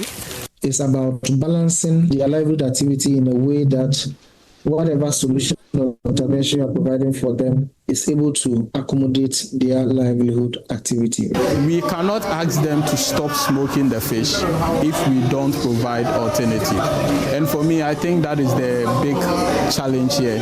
We need to provide people with alternatives, and then those alternatives have to be cheaper, they have to be accessible, and then of course affordability. Which source of energy are they going to use? Should be energy friendly, and it should be earth friendly actually. Akeke na gbecho ni bagbo na kai no ni na kai gbomo bagbo shin won pa fai ke ba hin na ba nya fe ga se hawo ne ba wawo ne e ba ni me ni ke lai ba ame pa la e cheji flo mo e jo ami ni ke na kai problem jimba le wo mi ba shewo hi. Ghana has committed under its nationally determined contribution to the Paris Agreement to reduce emission and promote clean cooking solutions. A key target is to shift households and small-scale industries away from polluting fuels like firewood to safer, sustainable energy sources, reduce emission, protect forests, and improve public health. The benefits of moving to clean energy, LPG, cook stove, other clean biomasses are important, and we need to talk about it, and we need to embrace the new change. A lot of research has to be done into how to provide a technology that reduces cost, right? That also takes care of the culture and the taste, and that also ensures that it incorporates a lot of the changes that we need to see in terms of people's taste and preferences. Those who have done the research, we should make it more public, especially the health aspect of clean cooking. It is actually a health crisis. If you look at it, sometimes you have a mother who comes, have a low birth weight baby, you are not sure what could have caused it. It might be happening from the kitchen.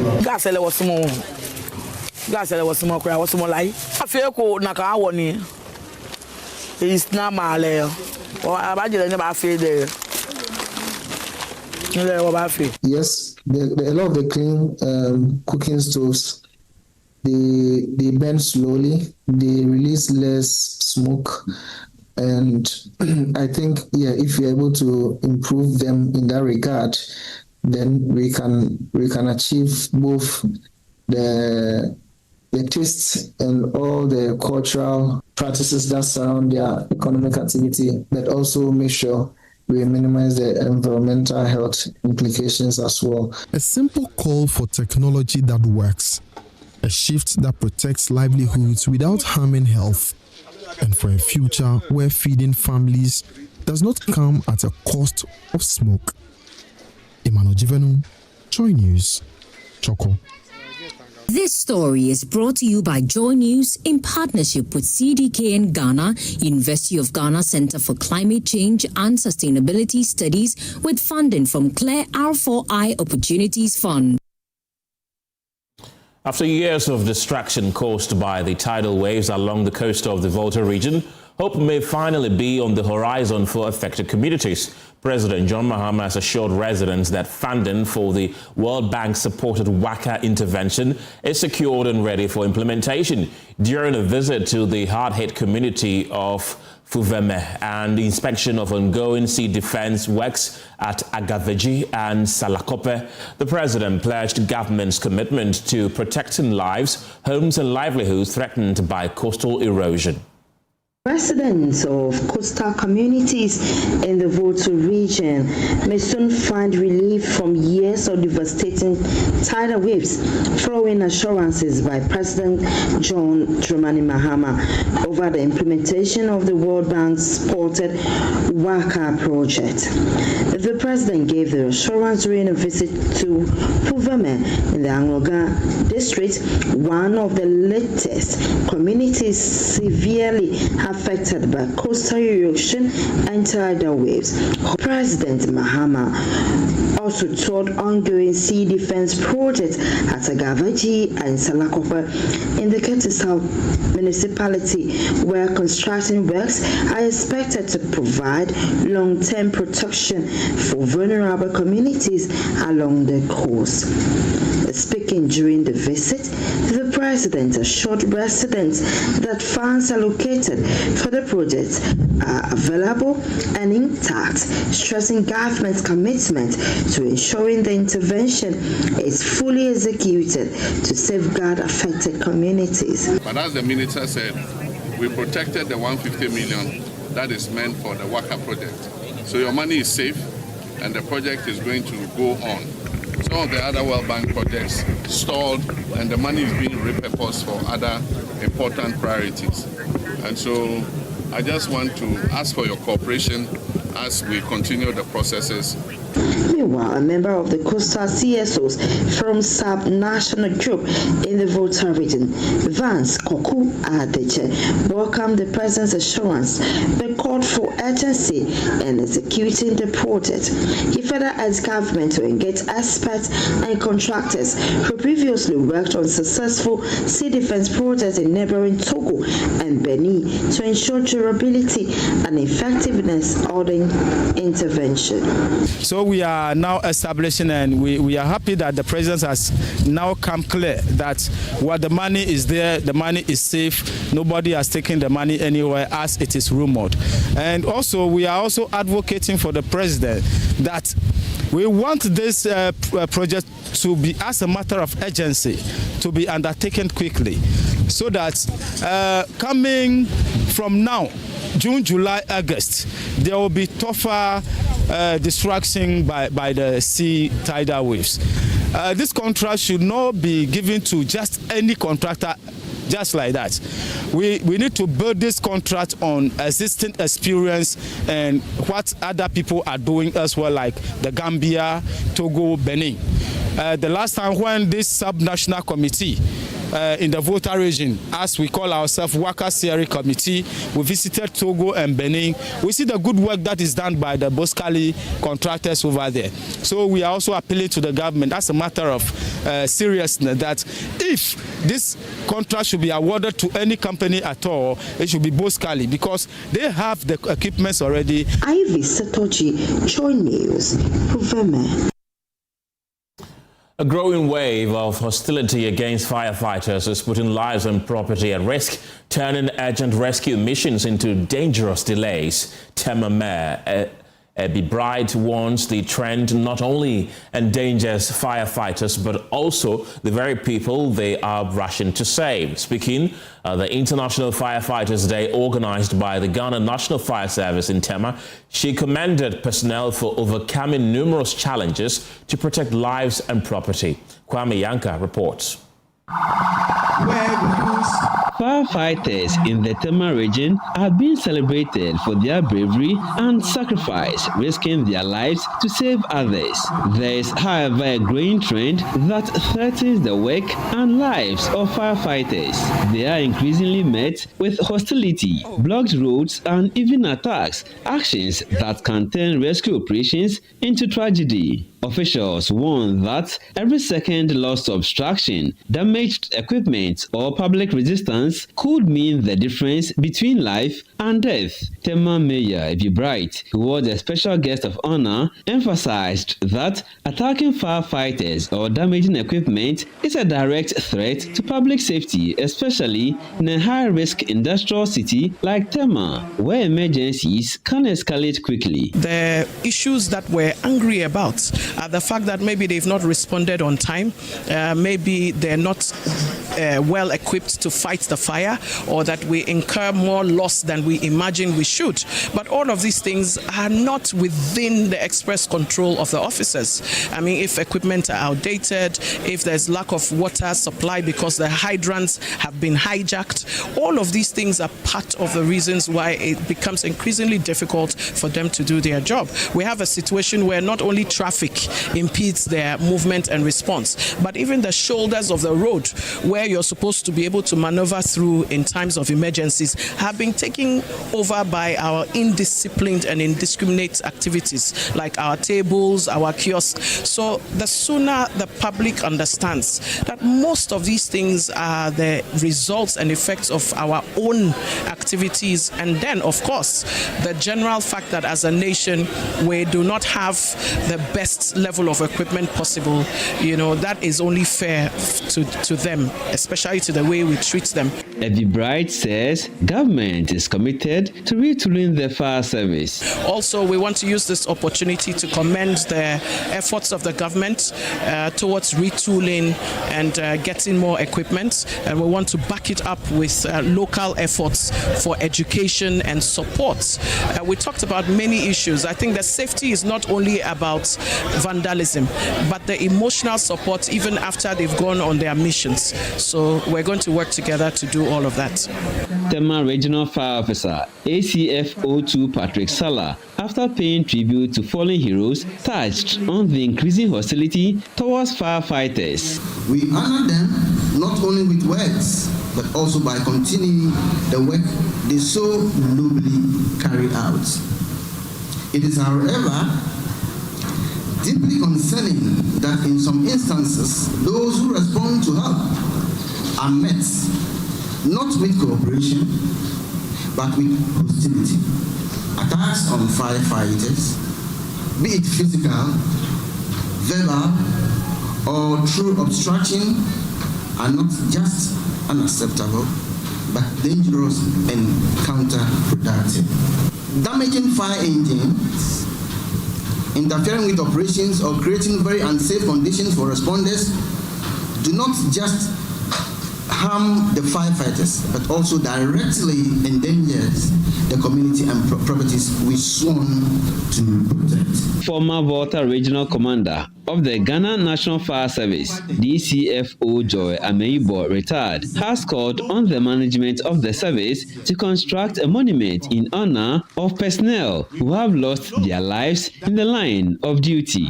Other guests encouraged personnel to remain steadfast in their work and sacrifice, while emphasizing the need for adequate equipment to enable them serve at their optimum best. Kwame Yankes reports for Joy News.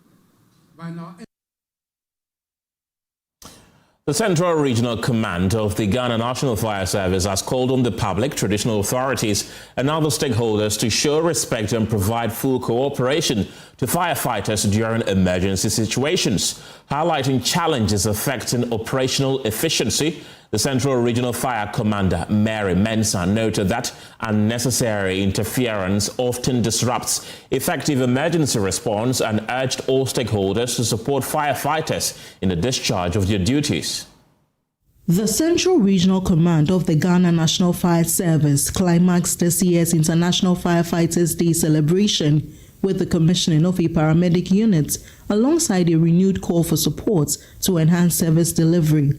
The Regional Fire Commander, ACFO Mary Atiga Mensah, highlighted key challenges confronting the service in the region. Command continues to face several challenges, including increasing assaults on firefighters, including recent incident at Sinfosu, Kasua New Market, in Kasua Zungu, where a fire appliance was vandalized. Inadequate fire hydrants in key locations, logistical constraint, particularly rescue equipment, non-compliance with fire safety regulations by sections of the public, aging fire appliances, prank calls, inadequate office accommodation, equipment, and furniture, etc. Despite those challenges, the Central Regional Command remains resolute in its commitment to safeguarding lives and property and effectively managing fires and other emergencies. She underscored the importance of stakeholder collaboration and appealed to the public as well as traditional authorities to accord firefighters the necessary respect during emergency situations. We will continue to strengthen stakeholder collaboration, intensify public education, and enhance operational readiness to ensure a safer region for all. As we commemorate this day, let us remember that our duty goes beyond extinguishing fires. We are protectors of lives, guardians of property, and beacon of hope in times of distress. I would like to respectfully appeal to the general public, traditional authorities, and all stakeholders to respect firefighters at incident scene, protect firefighting equipment, adhere to fire safety regulations, cooperate fully during emergencies. The Central Regional Coordinating Director, Akufo-Addo, commended the establishment of the paramedic unit as a significant step towards strengthening emergency response in the region. The commissioning of the paramedics unit today, this is a significant step forward in strengthening emergency response capacity in the central region. The integration of paramedic service into firefighting operations will undoubtedly improve response times, enhance life-saving interventions, and reduce fatalities in emergency situations. I commend the leadership of the fire service for this forward-looking initiative. The regional command further appealed for sustained support to ensure the effective operation of the newly commissioned facility. From Cape Coast, Abigail Lisol Nkrumah reports for Joy News. The Western Regional House of Chiefs is stepping beyond traditional, moving into strategic engagement with key national institutions. The chiefs have visited the car power ship at the Sekondi Naval Base, not just to observe, but to understand operations, identify challenges, and explore how traditional authority can support Ghana's energy sector. But beyond the visit lies a bigger question. What role should traditional leaders play in sustaining critical infrastructure? Nathalia Kwanzaa reports. The Western Region House of Chiefs is deepening its involvement in Ghana's development space, this time focusing on energy. Their visit to the car power ship forms part of a broader familiarization tour to key institutions, driving both regional and national growth. Quite a number of us work with the ship and so on. So the major thing is that we began a familiarization tour of the various institutions that we have in this part of the region that serves both this region and Ghana. And the idea is we want to understand them, the challenges, if there are human problems and so on. Two, if there are governmental problems that they may have, so that we help to solve the problem so they can work more effectively and efficiently. For the chiefs, car power ship is no longer just a foreign entity generating electricity. It is now embedded within the social and economic development of the Western region. Once you go and live in a community, that's the way we are as Africans. You become part of the culture of the community. When they put it bluntly, they say CSR. But CSR is deeper, so Kapa is a cultural person within the Western region. And if it does well, it does well for all of us. If it also flounders, it goes against us, and it's nice to know about what they've been doing with education, if they are being disturbed by the fishermen, if the environment is conducive, and we learn more. The engagement also exposed the complexity of Ghana's energy challenges, from power generation to revenue constraints, offering traditional leaders a deeper appreciation of the sector. For car power ship, the visit underscores the importance of local acceptance and collaboration within traditional authorities. We had to invite the Western Region House of Chiefs here today because they are the custodians of this land, and we've come to situate our ship here and also do business here.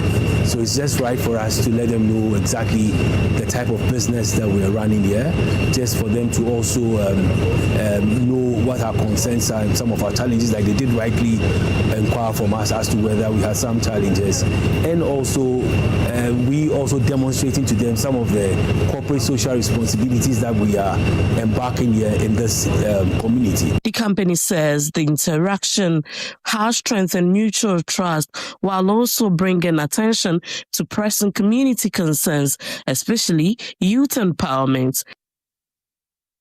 Financing of healthcare in Africa has been a major hindrance in quality healthcare delivery. It has also affected implementation of health policies, resulting in delayed care, pressure on infrastructure, and out-of-stock medicines. The World Bank has stepped in to assist Western and Central African countries with funds to bridge the gap and also to attain universal health coverage by 2030. Hannah Odame shares more details from the launch of the strategy Fit to Prosper, investing in health for jobs and development in Western and Central Africa.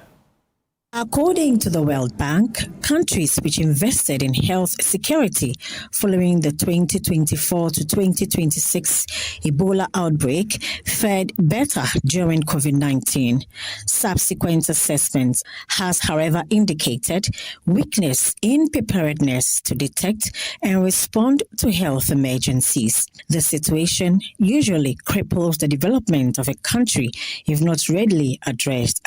That is why they are pumping funds to aid some countries in Western and Central Africa to fix the issue affecting primary health care. Here is Vice President for People at the World Bank Group, Manta Mrati. We're talking about service-ready facilities, which have electricity, they have water, and very importantly, they have digital connectivity. That's number one. Number two, we're talking about diversified delivery platforms so that people can be reached wherever they are. And that means not just primary healthcare facilities, but reached through community health workers, reached through telemedicine, reached through schools. Third, we're talking about an expanded and a digitally enabled health workforce, because that is at the core of primary healthcare. Fourth, we're talking about service packages that are designed around each country's own domestic burden, not external financing priorities. This has been a bit of a reset that is being called for in the global health architecture. Fifth, we're talking about sustainable domestic financing because this is about taking responsibility for the health of one's own population. And sixth, and this is not to minimize the importance of this, we're talking about reliable access to affordable medicines, vaccines, diagnostics, and supplies. Chief of Staff Julius Debra charged African countries to ensure the strategies are implemented.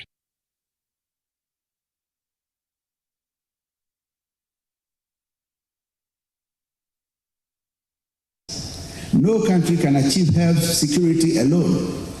Diseases do not respect borders, and neither should our solutions be same. The World Bank's regional strategy rightly emphasizes cooperation, knowledge sharing, and joint action.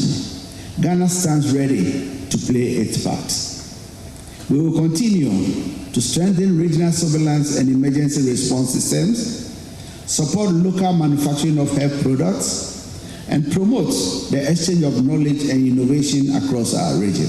Inferring to the strain the withdrawal of donor funds had on health services in Ghana, the sector minister, Kwabena Mintah Kando, emphasized the country's quest to invest in domestic health financing.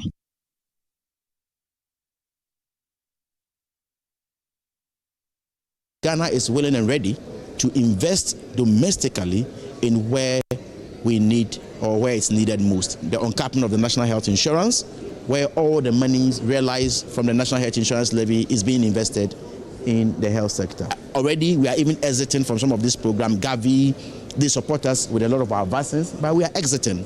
Last year, for example, our budget for the vaccines stood around $24 million US. We had the money to invest in it. This year, our budget is around $49 million US. We are investing in it because it's public good. CEO of the Konfanochi Teaching Hospital, Dr. Kwejo Sabin, commended the inputs by the World Bank, emphasizing how effective they will be employed to boost healthcare delivery.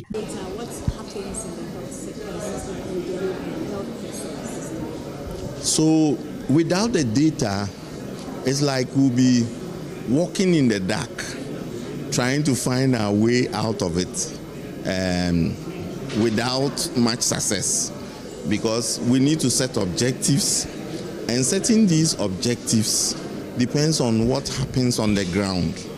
So if you know that 12 women, for instance, die every month in a particular region because of pregnancy-related issues, you are able to tell that, let's say, 7 of them die from hypertension-related issues, 5 of them from bleeding.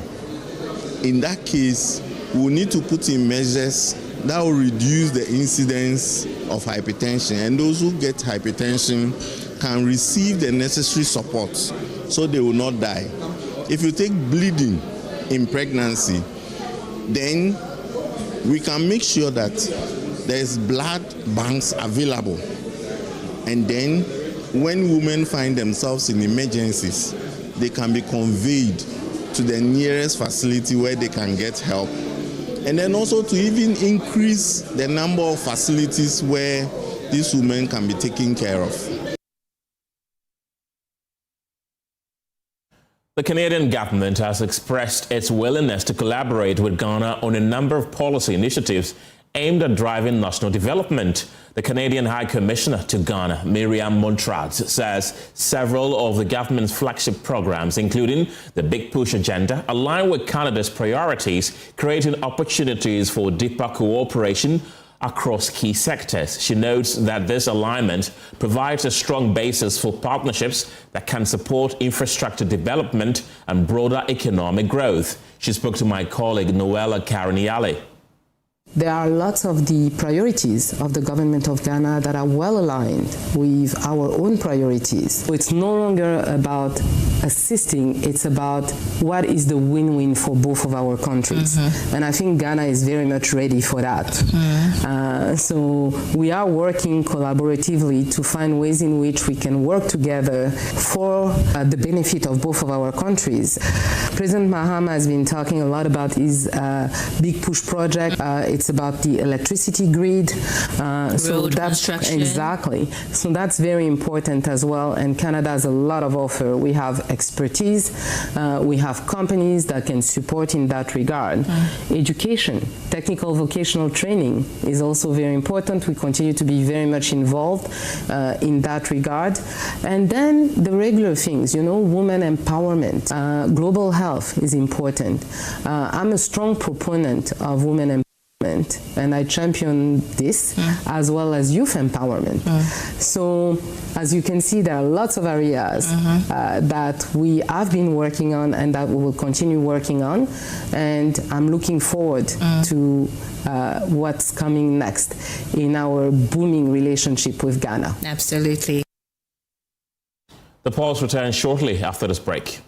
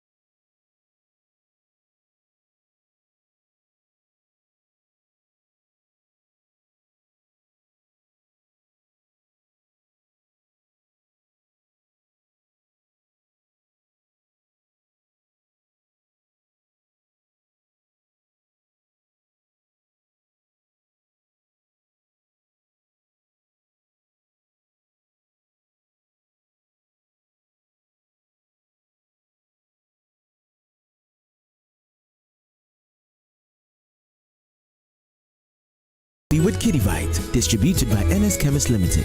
This advertisement has been vetted and approved by the FDA. Another week is here on the greatest of all time show. My name is Giovanni Clip, and tonight we're bringing you talent.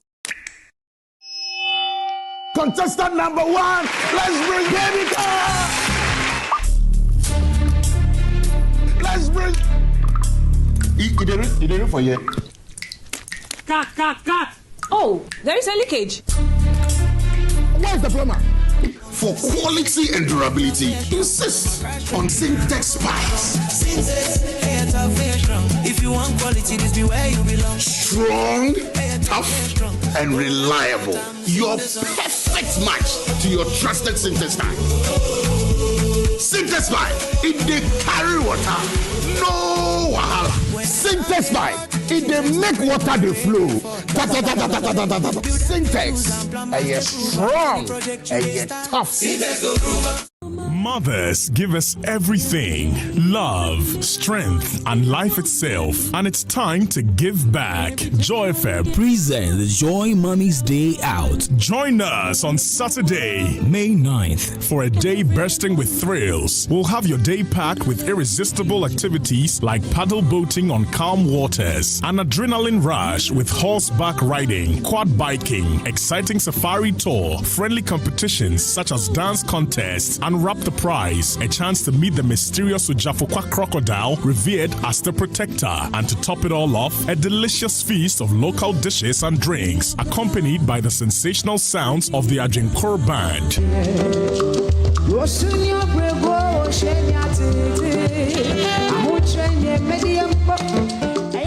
Come, let's crown our mothers with joy and adventure at the Crown Forest. For inquiries, call Lois on 059-1709-309. The Joy FM Crown Forest experience is proudly brought to you by the Crown Forest, where nature meets luxury.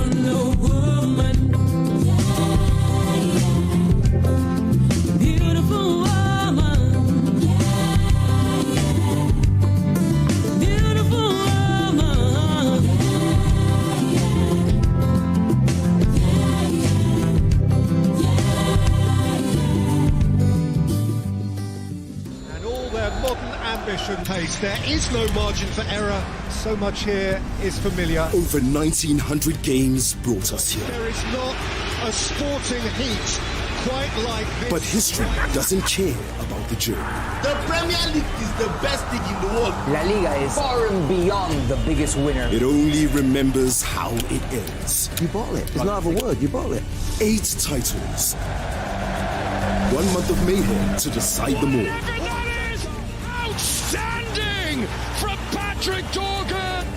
Stay connected and watch DSTV to catch the football season finale this May. It's on.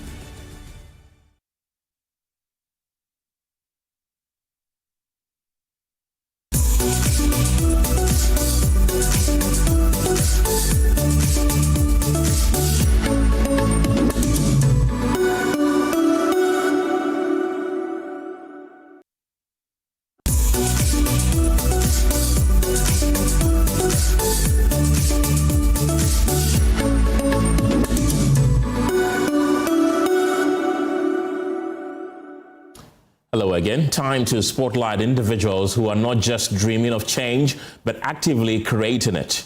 As anticipation builds up towards the Joy News Impact Maker Awards 2026, we're turning our focus to the inspiring stories behind the movement. Well, what does it mean even to be an impact maker? What's the significance of these awards? And why does recognizing everyday change makers matter now more than ever?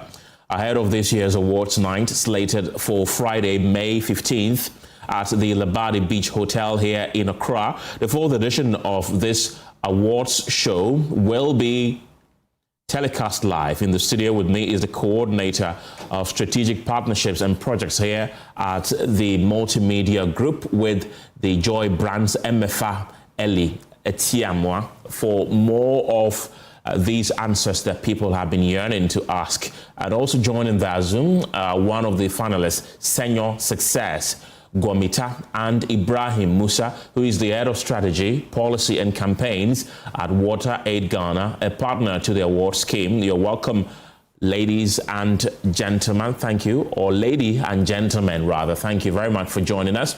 MFR, welcome to the studio. You're no stranger to this place. What makes this year's award show different from the previous editions we've had? Thank you for having me, Ken. This year we have introduced two new categories.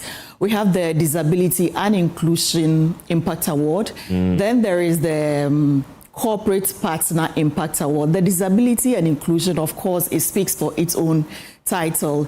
It's in a bid to also give attention to our colleagues, friends, who have some form of disability, that notwithstanding, are still able to do something to change the community within which they live.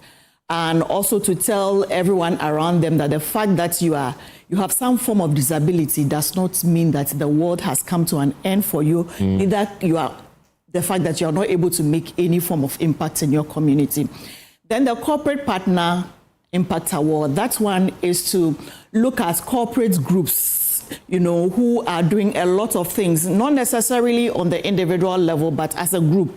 And also because such things, you cannot do it as an individual. It could be an organization, it could be a youth group who are involved in some form of activity, just so they can make living much better for the people they live with in their community. So these two categories are going to be featuring very strongly in this year's award. And fortunately, we have gotten some nominations for these categories. Interesting. And how were nominees and finalists nominated? As usual, the process starts with nominations from the community level. We invite people to put in entries. If you know of anyone who is making impact in your community, share their stories with us. Put in an entry, suggest the person's name, let's know what the person is doing.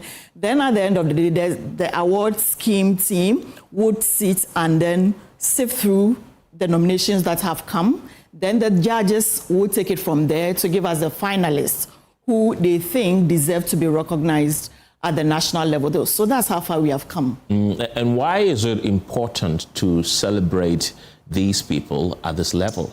Absolutely. It is very necessary because you and I would agree that when it comes to development, a lot of communities, individuals have had to wait for government for so long for the construction of a common toilet, for the construction of a certain broken school block, for a certain bridge, provision of water, health facilities.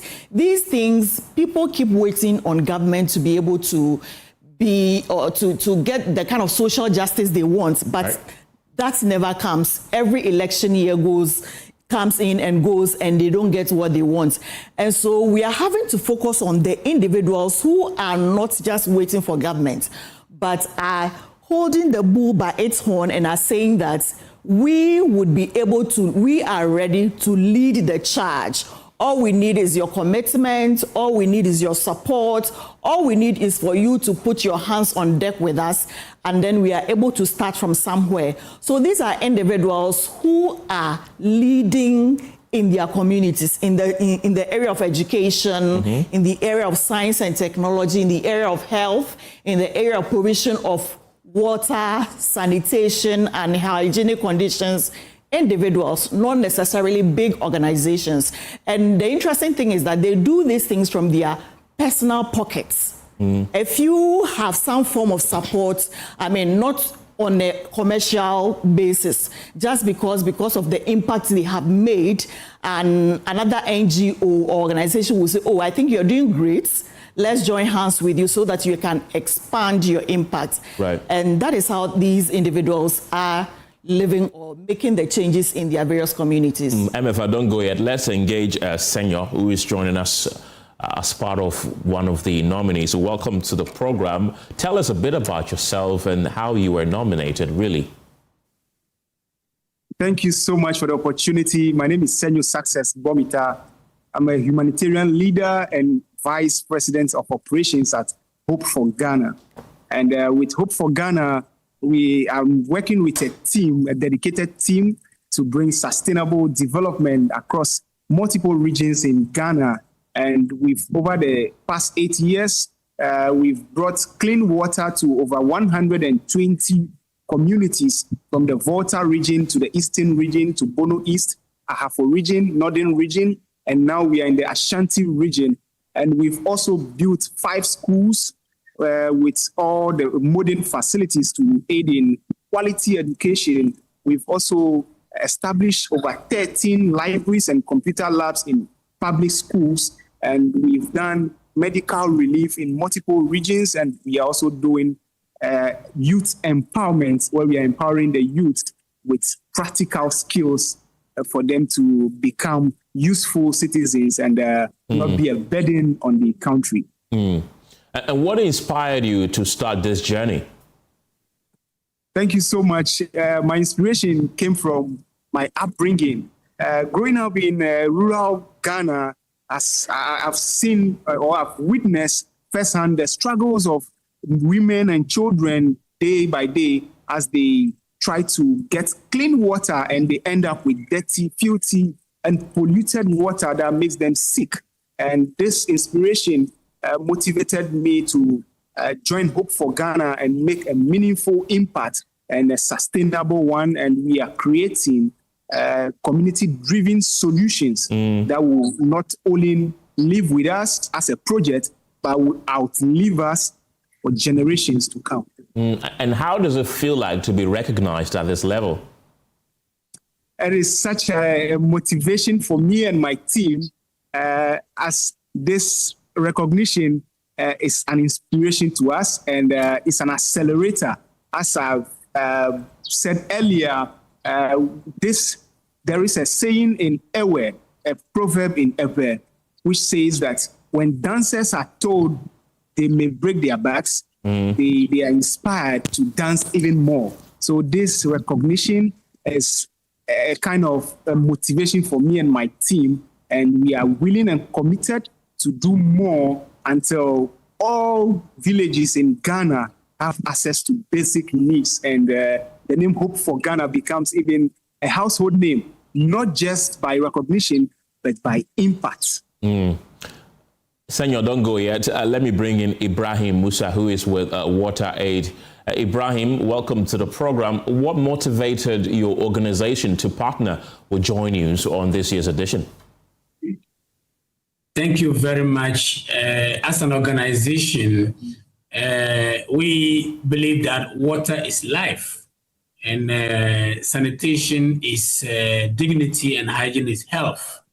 And so for us, wherever the water story is, we find ourselves there, because we believe that economic progress, people's survival and their livelihoods are hinged on safe water, decent toilets, and good hygiene. And for our relationship with the multimedia group, it's been a solid one over the years. We believe that as an organization with a solid brand, when we partner with the media, especially Joy Multimedia, which also has solid brand, then the obvious answer is that we'll touch life. We'll touch lives and then be able to transform people. And listening to the story of Senor, we are pleased that at least we are able to contribute to this innovation by Joy News. And how do you see a partnership like this influencing communities? Of course, partnerships like this are significant because if you listen to the story of Senor and his group, it tells you that as far as SDG 6 is concerned, no single individual can do it. Rapid population expansion, economic progress, and urbanization has really put our water resources under severe stress.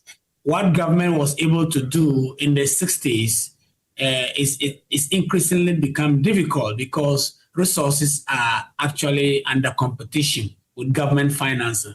We wish that our government invests more, but with this innovative impact makers awards Joy News is leading, it can really motivate philanthropists, it can motivate funders, it can motivate individuals with the wherewithal, individuals with the given hearts to be able to support hard-to-reach communities, to be able to stand up and do something for themselves and sustain development intervention. So we are happy to be part of this innovation by Joy Multimedia News.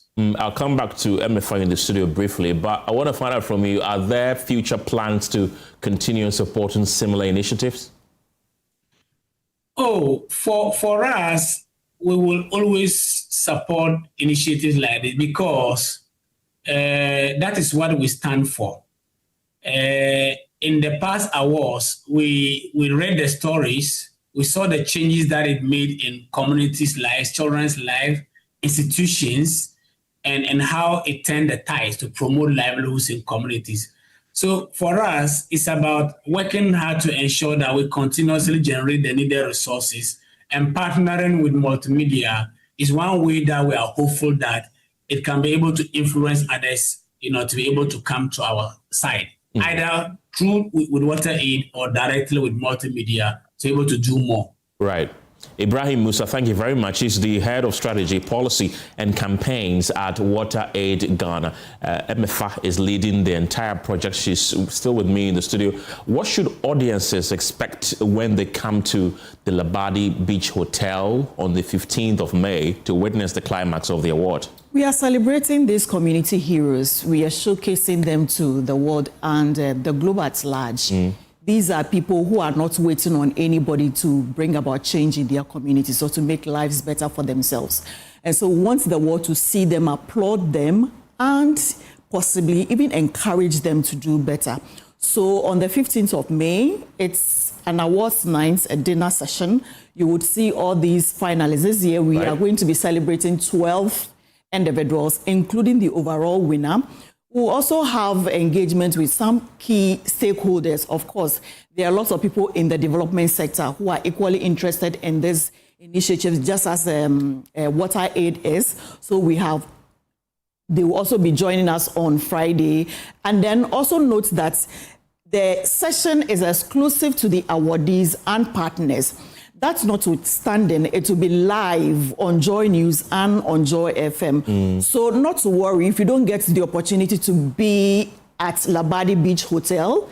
It will be live on TV, it will be live on radio, it will be live on all our social media platforms, so you are able to follow. We also want to use this opportunity to say a big thank you to our sponsors.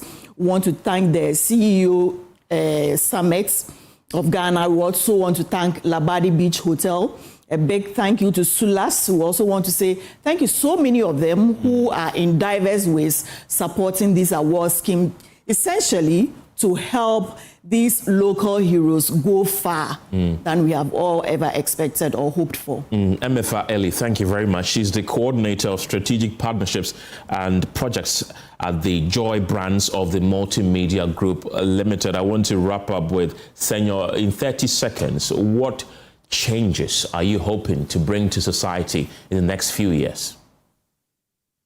Thank you so much for the opportunity once again. And the changes that me and my team, we are hoping to bring to the whole of Ghana is access to clean water in every community and access to quality education. And we are hoping with the visibility and credibility of Joy News, we'll be able to reach out to partners and to get sustainable funding to be able to scale our already existing works, so we will be able to reach the needy in all parts of Ghana and not just the 6 regions that I mentioned early on.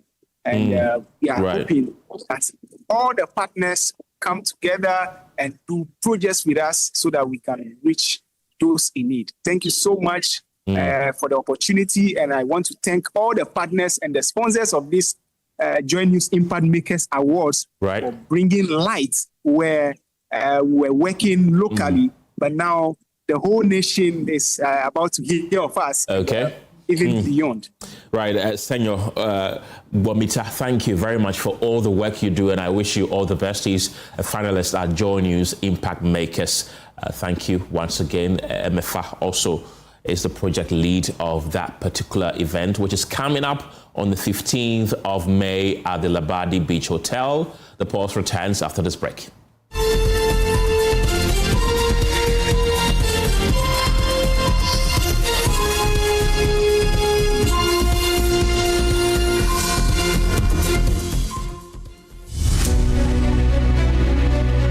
Every day we move through our cities, fighting traffic, chasing time, and trying to make a living.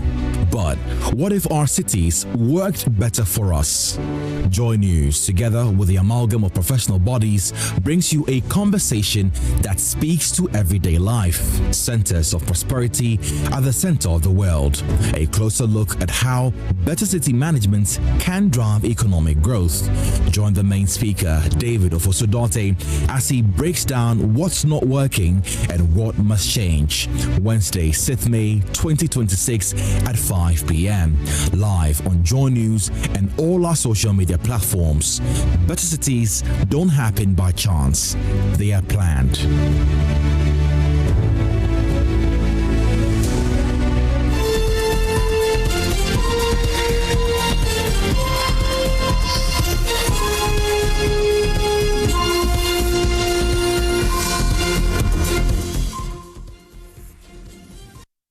Hello again. Mother's Day is a day for many people to show their appreciation for their mothers and mother figures. Joy FM is providing you the opportunity to appreciate and celebrate your mother this weekend. And I'm joined in the studio by Kwame Gyasi for more on what Joy FM is doing for mothers this year. Kwame, welcome to the program. Thank you. So what is in store for mothers and what is Joy FM doing for them? So we're here for people like you who have been doing the same things over and over again for their mothers. You know, this time around we're doing something different. Right. We're taking our mothers to the Crown Forest. It's located as Gumwan Suayim in the central region. So instead of maybe always buying something for your mom or taking her to the restaurant to eat, this time around we're going to visit the Echo Park there. And you know, the Crown Forest has accommodation. It has the safari, it has recreational facilities over there. And so just going to relax against some live band music.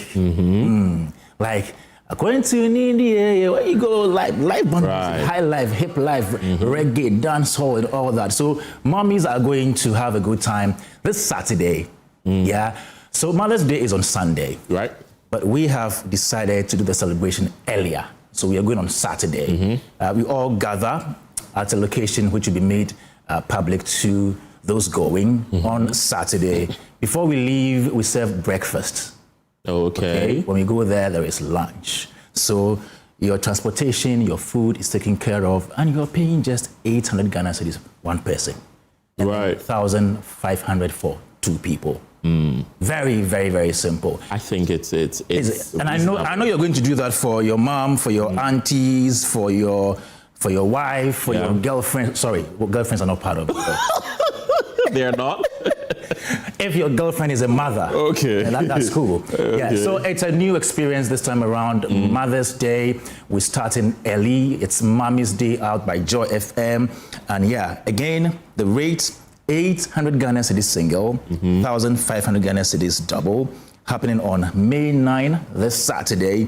And this is the Momo number. We are not wasting time at all. Yeah. And so if you are interested, Momo number 0593038832. But before that, you need to call this number. 059-170-9309. Again, that's the number to participate if you want to join. So let me mention that again.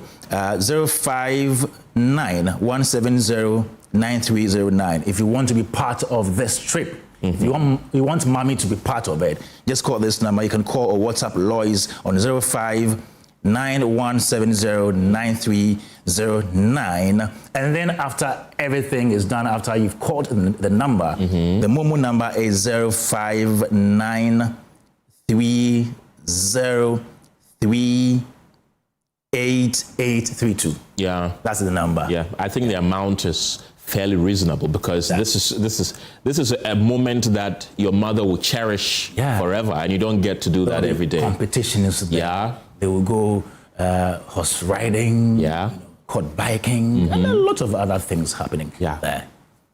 I'm sure you're going to be there, right? I'll be there. Are you going to be there with your mom? I will. We will. We're coming. And your wife? Yes, we're all coming. Don't worry. We're all coming. Okay. Can't wait.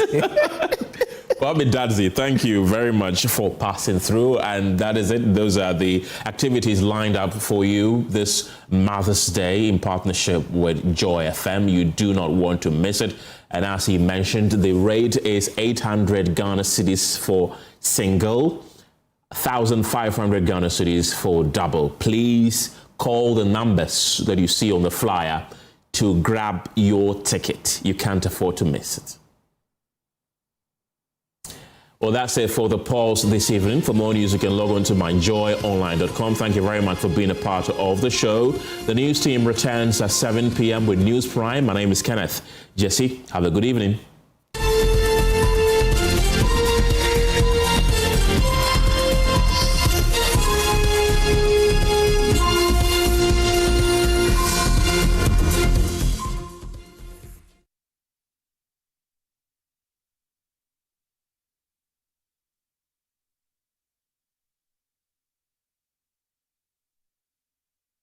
What I hate is to remain in a job and be bad-mouthing in the job. Just be diligent and do the work. You sit on the say politicians come and sometimes they tell the lie blatantly. How do you get the truth out of them in a way that does not expose their ignorance? If you have more shoes than books, you are not thinking, you are walking. Ekosi is one of Ghana's long-standing biggest political show. Kaba, amazing guy, did the job, delivered. How was it taken over from him? There were articles written, Ekosi saying, Obi over Western region, Obi in how would that person succeed, you know? But people get opportunities where they cannot execute themselves and have to recommend for other people. But there's a certain fear that is this person going to deliver like me? Yes. What requirements do you look for in recommending somebody for a job? First of all, start by if a man walks up to a circle of friends and say, Charlie, and am I depressed? Those are Jimmy, I don't know, Bearman attitude, you know. How do we shape the new generation of men to be men with purpose? I thank you so much for this question. It brings everything home for me.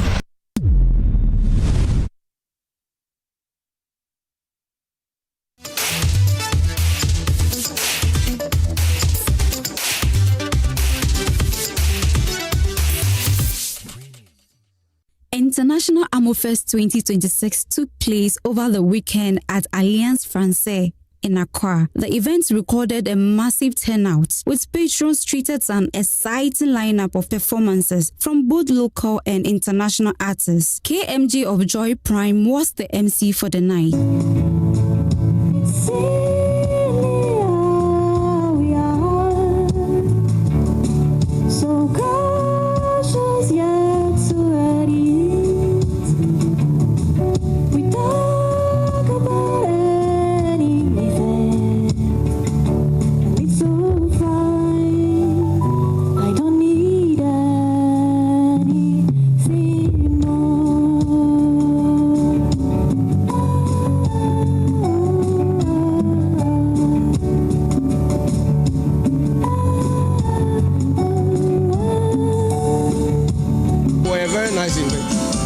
Second time I'm back.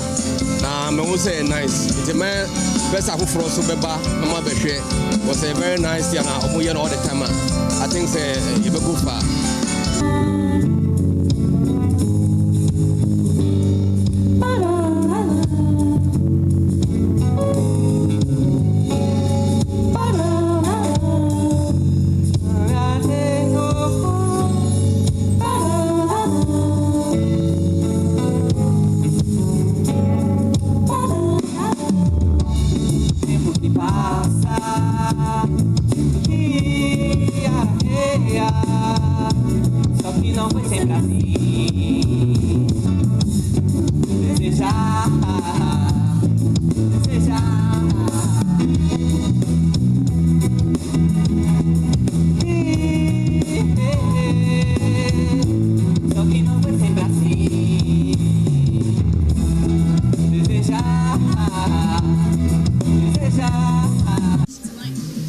It's very amazing. It's a funny thing of being a musician that you prepare, you know, you write songs, and you play them, and then we travel all the way from Amsterdam. It's a 6 hours flight. We've been here for more than a week. We rehearsed, and for the concert lasts so short. It's such a funny thing of being a musician. So it's bittersweet because you wish you could live on that zone forever. But but I'm super glad. Well, so many things, that the energy, the resilience, the strength, the good atmosphere. It doesn't matter if things are going smoothly or not. There is gonna be people with a good heart, open to embrace you and to be nice to you without expecting something back, besides niceness. That's something I'm for sure gonna miss a lot. It was amazing. If anything, it was too short. No, it was great, and I really liked also seeing the other musicians before and entering in the flow of the whole evening. So then when it was my time, I was really excited. I want to. Now I don't have a plan. I'm leaving tomorrow. But I hope that now that I know Berima is coming to Amsterdam, and then we're gonna talk again. So are you going to be part of the one that will be happening in Amsterdam? He said in July. He's coming on the 5th of July. I think he's doing Amofest in Amsterdam. Do you have anyone here called Maria? I'm looking for Maria.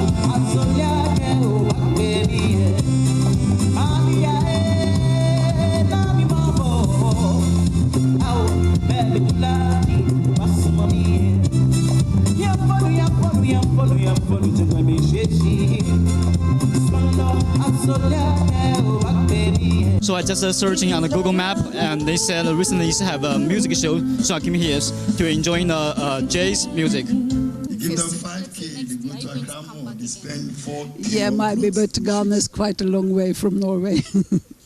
And then they spend the 1K and they say they didn't pay them enough. Pedro came here. My daughter and her husband are living here for 3 months. That's why. Very nice place to be. A bit hot, but very nice. Good evening, how are you?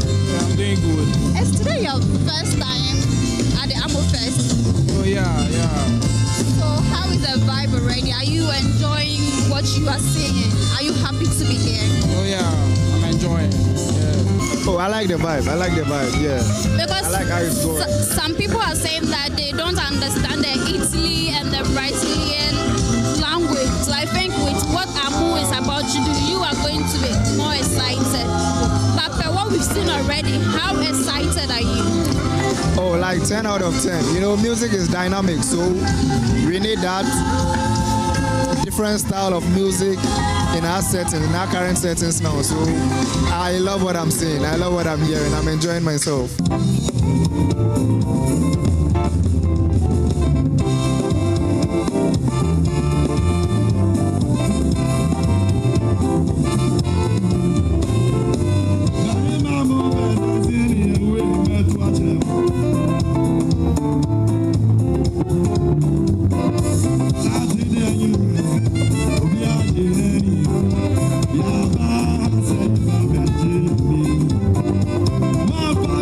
Yeah.